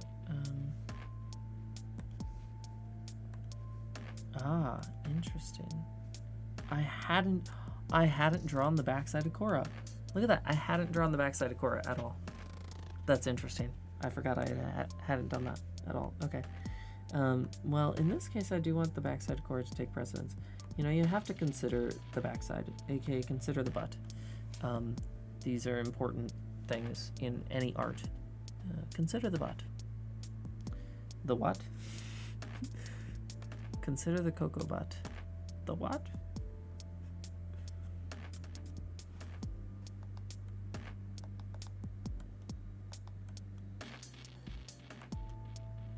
Thank you, Ellie. This is what we needed. Will not venture into forgotten depths of the planet. Consider the coco-butt. The what? But into the cathedral of myriad stars float above it.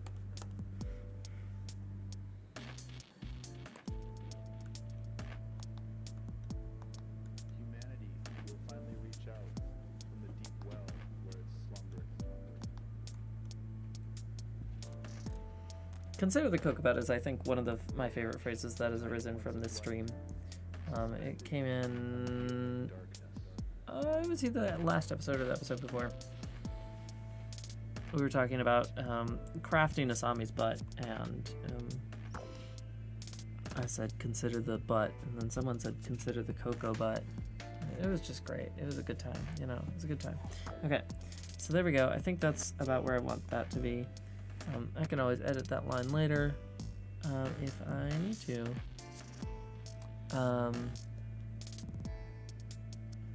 Okay, so let's go back to painting. Asami's shirt. I definitely had an idea for like a logo or something that should be on Asami's shirt. I'm painting on the wrong layer again. Please don't do that, Rose. Okay, good. Oh gosh, no. I hope not. Unless they really want to be coco-butts. I mean, like, I wouldn't object. You know, I'm not gonna be like, you know, no, let's not call ourselves the coco-butts. But, you know, if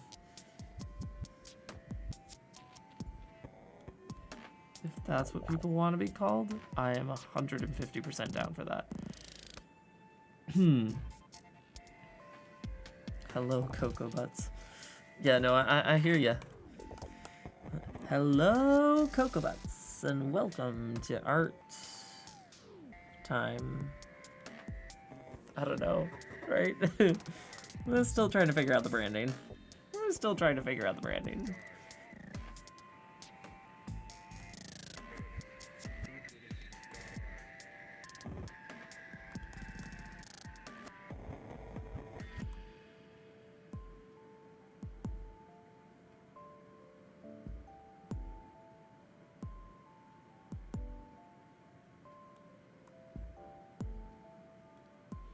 No, I think it does kind of work. You're right, John. You know, I hear you. I just also yes. And I'm not sure that I want to impose that on people as a title. If people like it, you know, I'll propose it. If people like it, I'm down.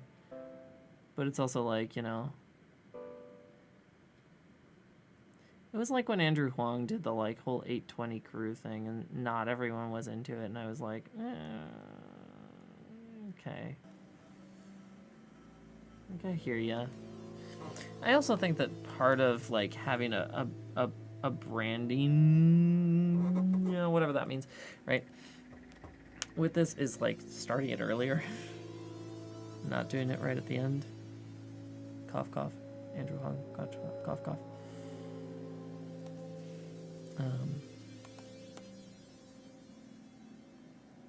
Yeah, that's my thoughts on that. Okay, and then we can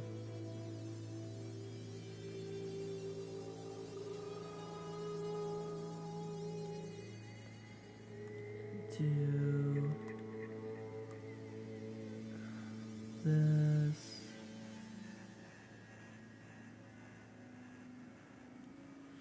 Okay, so there's that.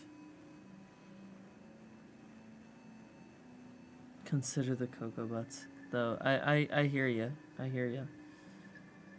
Yeah. It's like you always have to, I always have to consider the coco-butts. Because they are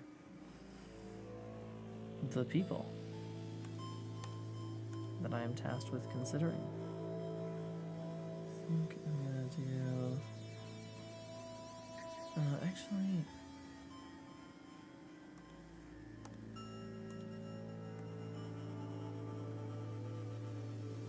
let's keep this here. And then... I'm just trying to think about the shadows of, like, the hair and how I want that to impact the shading of the shirt. I think...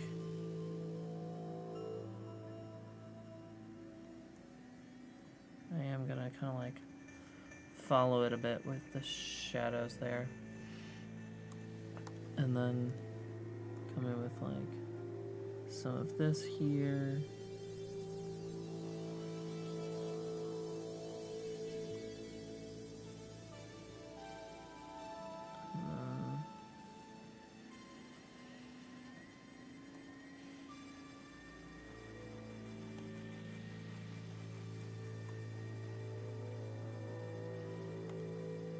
I have to admit, I think these colors might be a bit too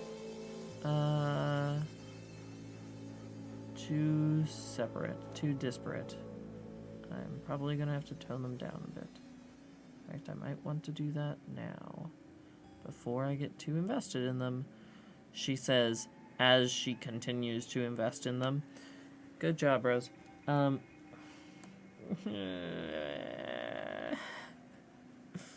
getting too invested in these colors. She says, continuing to invest in the colors.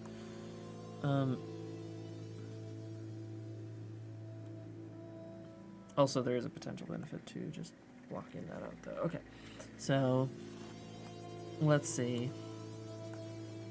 Without the gradient, this is that, then cooler, desaturated. It's gonna be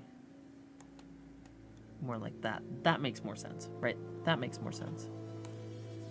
And then warmer, more saturated is gonna be like that. Alright, and I think I actually need to take this a bit down in saturation. Right, that's more the tritone I'm looking for there. I say tritone. I don't know why I'm saying tritone. I mean, like, I kind of know why I'm saying tritone. Like, it kind of makes sense. But it also doesn't at all.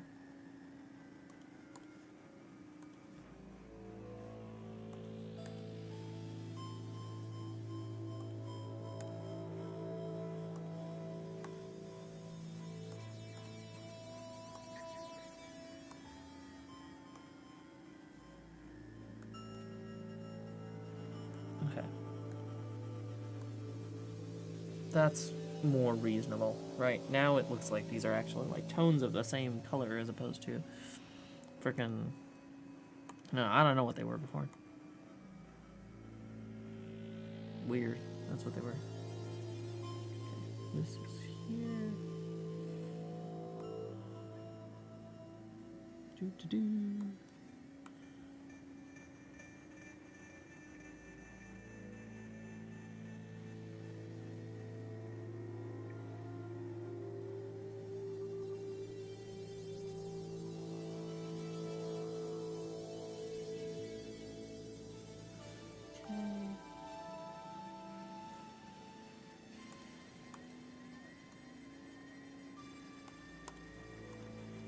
Bring this in a little bit. There's the edge there.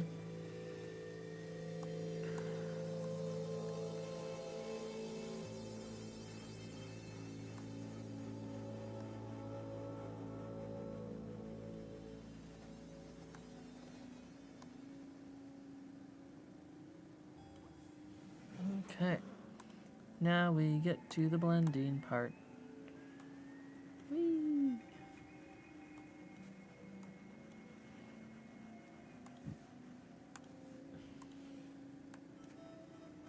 Blending.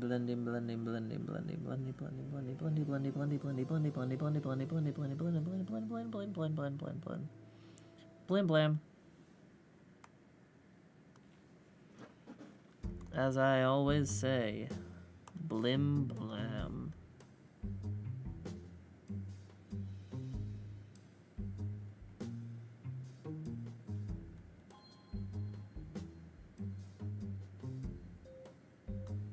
By the way, blim blam is something I definitely always say and didn't just make up.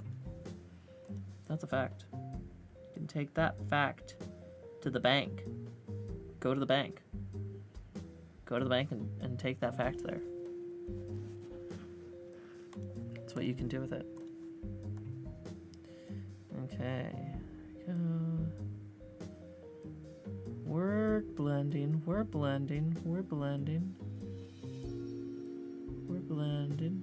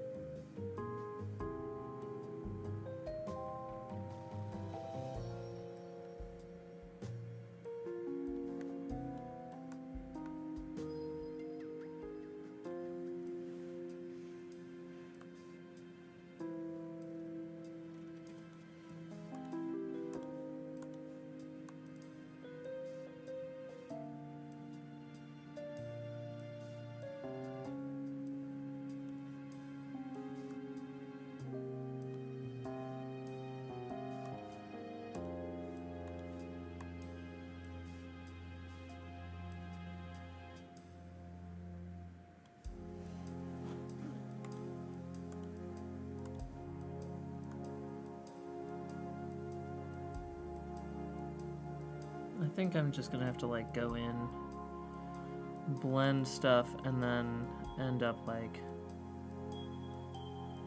just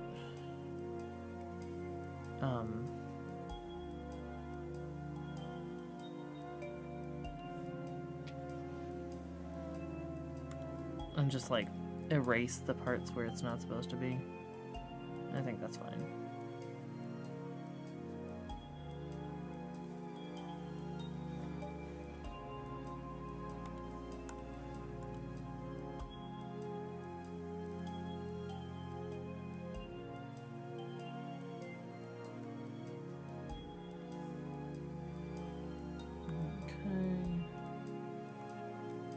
all good. It works.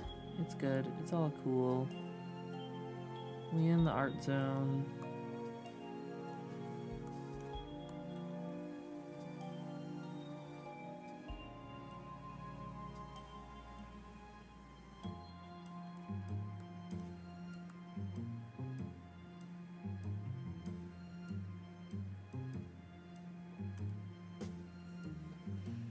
Okay, all blended.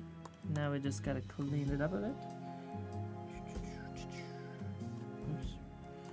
Not that clean.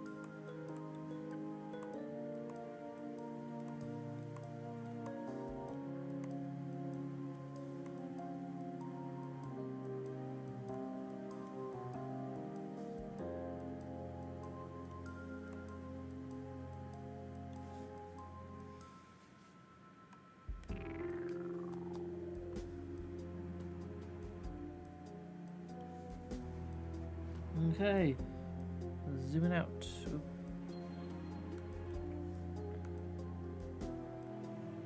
I lied.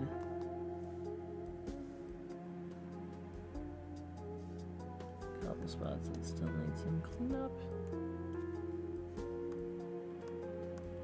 Come on.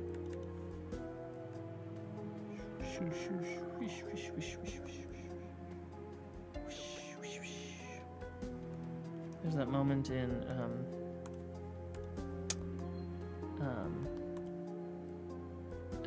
Avatar Aang's story where he puts on the crazy armor and he goes, I could have a wind blade. And then Katara says, what's that? And he says, it's where I move this sword handle and bend air out of it to make a blade. Whoosh, whoosh, whoosh. It's a great little moment. Okay. That's a shirt, kind of.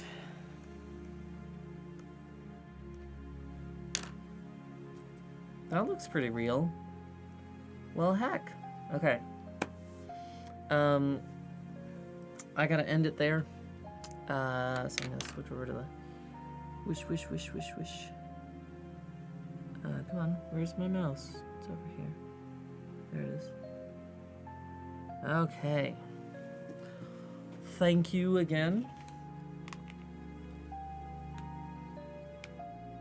There we go. Thank you again for joining me, and I hope you all have a lovely evening. I hope you have fun with your art, and if you are willing, feel free to send me your stuff, whether on Discord or on one of the social medias or whatever. I'd love to see the stuff that you make while we're making art together. So thank you again, and I hope you both have a wonderful night, and yeah, hope to see you next time. I'm doing this every week, every Tuesday at 5, I'm not sure if it's gonna be 5 or 6, probably 6 p.m. actually, every Tuesday. And eventually I'm going to be doing it on Thursdays as well. And maybe that'll be a different subject, but we'll see. Anyway, thanks. Good night. Bye.